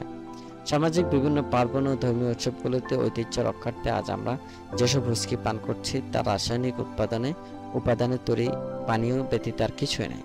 এর মধ্যে ফলমূল বা ভেষজ উদ্ভিদের সামান্যতম নির্যাস নেই। কেবল কণ্ঠ ও গলন নালীকে শান্ত করতে আমরা বাজারে এসব নোংরা বিষাক্ত সব পানীয় গ্রহণ করতে বাধ্য হচ্ছে। এমন অবস্থায় আমরা প্রশাসনের দ্রুত হস্তক্ষেপ কামনা করছি। পরিস্থিতি যখন এতটা জটিল তখন সুশীল সমাজ হুইস্কি পান করাই ছেড়ে দেয় এবং সবাইকে এই পানীয় বর্জনে আহ্বান জানায়। এই বর্জন আন্দোলন ক্রমান্বয়ে বিভিন্ন প্রদেশে ছড়িয়ে পড়ে এবং এর সঙ্গে অনেক সংগঠন যুক্ত হয়। এই আন্দোলনে ইয়াং মেনস খ্রিস্টান অ্যাসোসিয়েশনের অবদান কখনো ভোলার নয়। ক্রীতদাস বিতর্কের পর হুইস্কি বিতর্ক আমেরিকার সবচেয়ে বড় সমস্যায় রূপ নেয়। প্রবল আন্দোলনের মুখে আমেরিকান প্রশাসন বিংশ শতাব্দীর প্রারম্ভে এই পানীয় উৎপাদন ও বন্টন প্রক্রিয়ায় নিষেধাজ্ঞা আরোপ করতে বাধ্য হয়।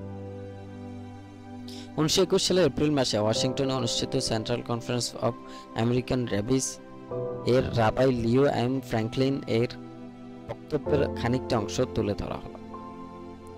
ব্যক্তিগত অবস্থান থেকে বিনয়ের সাথে সম্মানিত কংগ্রেস সদস্যগণের নিকট আর্জি জানাতে চাই, ধর্মীয় উৎসব এবং শাস্ত্রীয় আচার পালনের নিমিত্ত সংশোধিত হুইস্কি আইনের ইহুদিদের কিঞ্চিত ছাড় দেওয়া উচিত।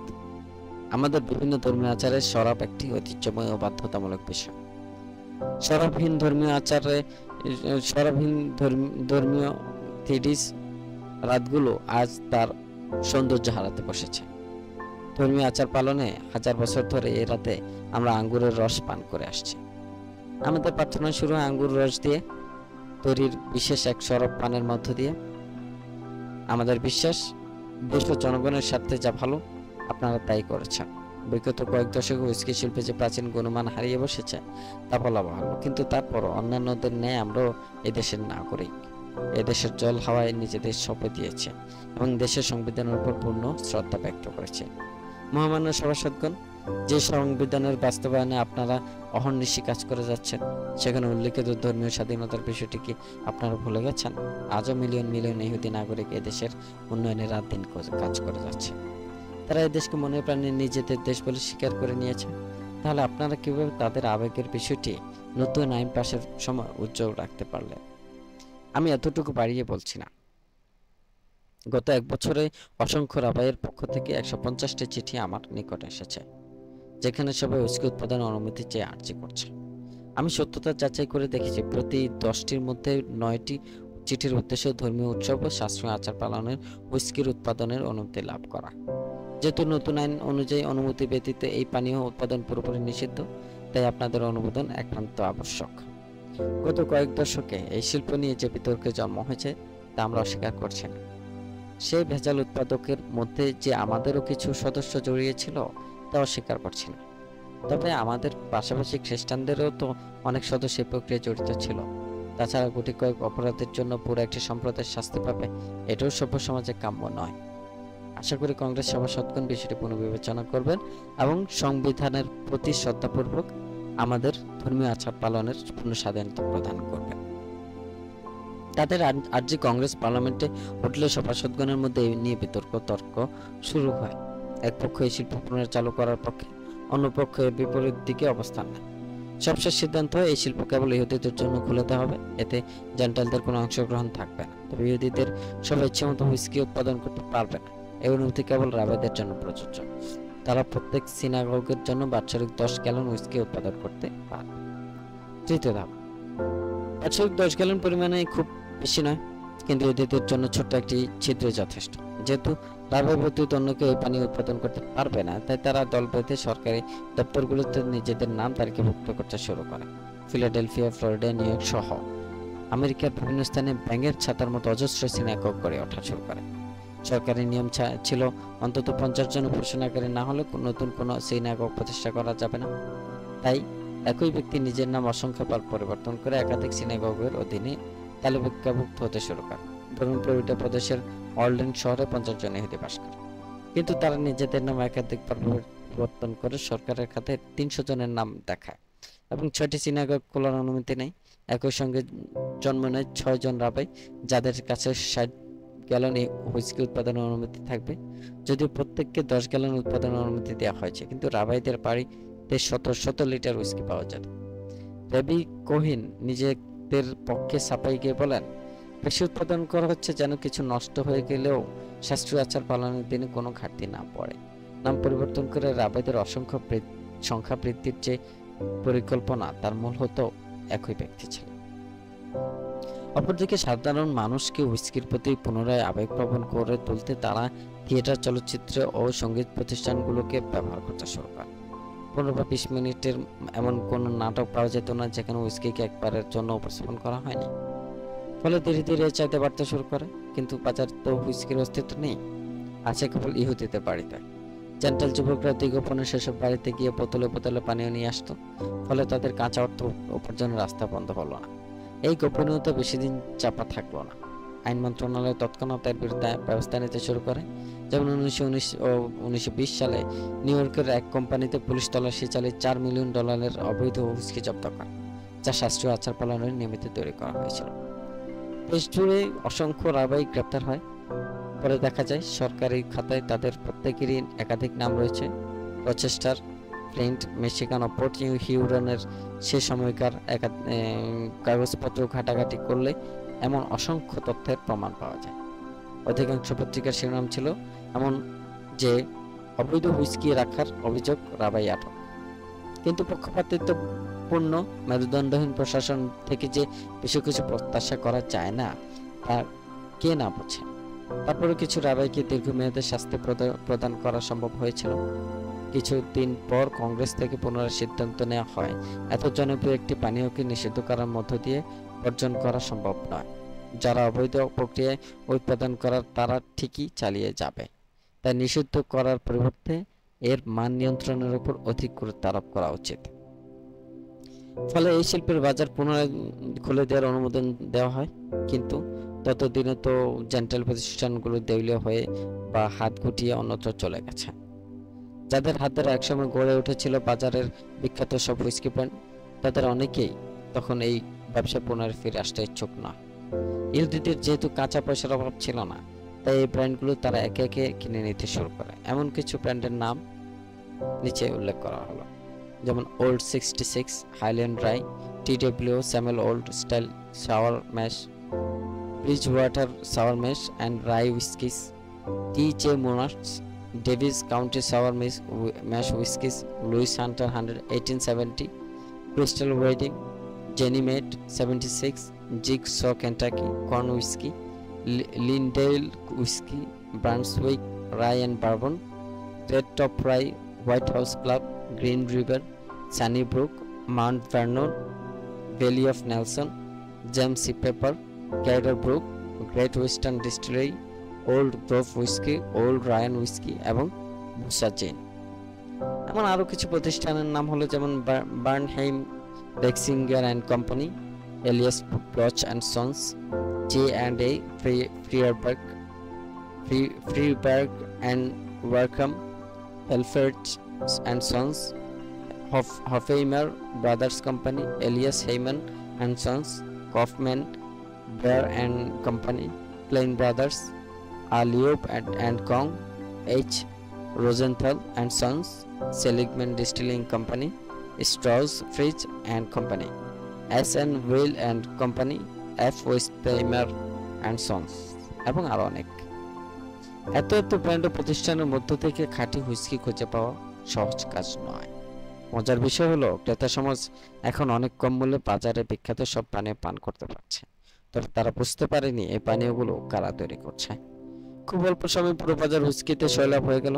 নোংরা বিষাক্ত হুইস্কি আমাদের পুরো সমাজকে মাতাল করে ছাড়লো, যার দরুন খুন, ধর্ষণ, ডাকাতি ও সামাজিক বিশৃঙ্খলা এখন সমাজের নিত্যদিনের ঘটনা হয়ে দাঁড়িয়েছে। খাদ্য ভেজাল মেশানোর যে সংস্কৃতি, তার জন্ম মূলত এই হুইস্কি শিল্পের থেকে, যা ওদের ভবিষ্যতে পৃথিবীর দূরবর্তী বিভিন্ন প্রান্ত পর্যন্ত ছড়িয়ে পড়বে। জাতি ভাবে এই শিল্প বন্ধ করে যখন পার পাওয়া যায়নি, তখন পরিবার ও সমাজ রক্ষায় নিজেদের সচেতন করে গড়ে তোলা ছাড়া আর কোনো বিকল্প নেই।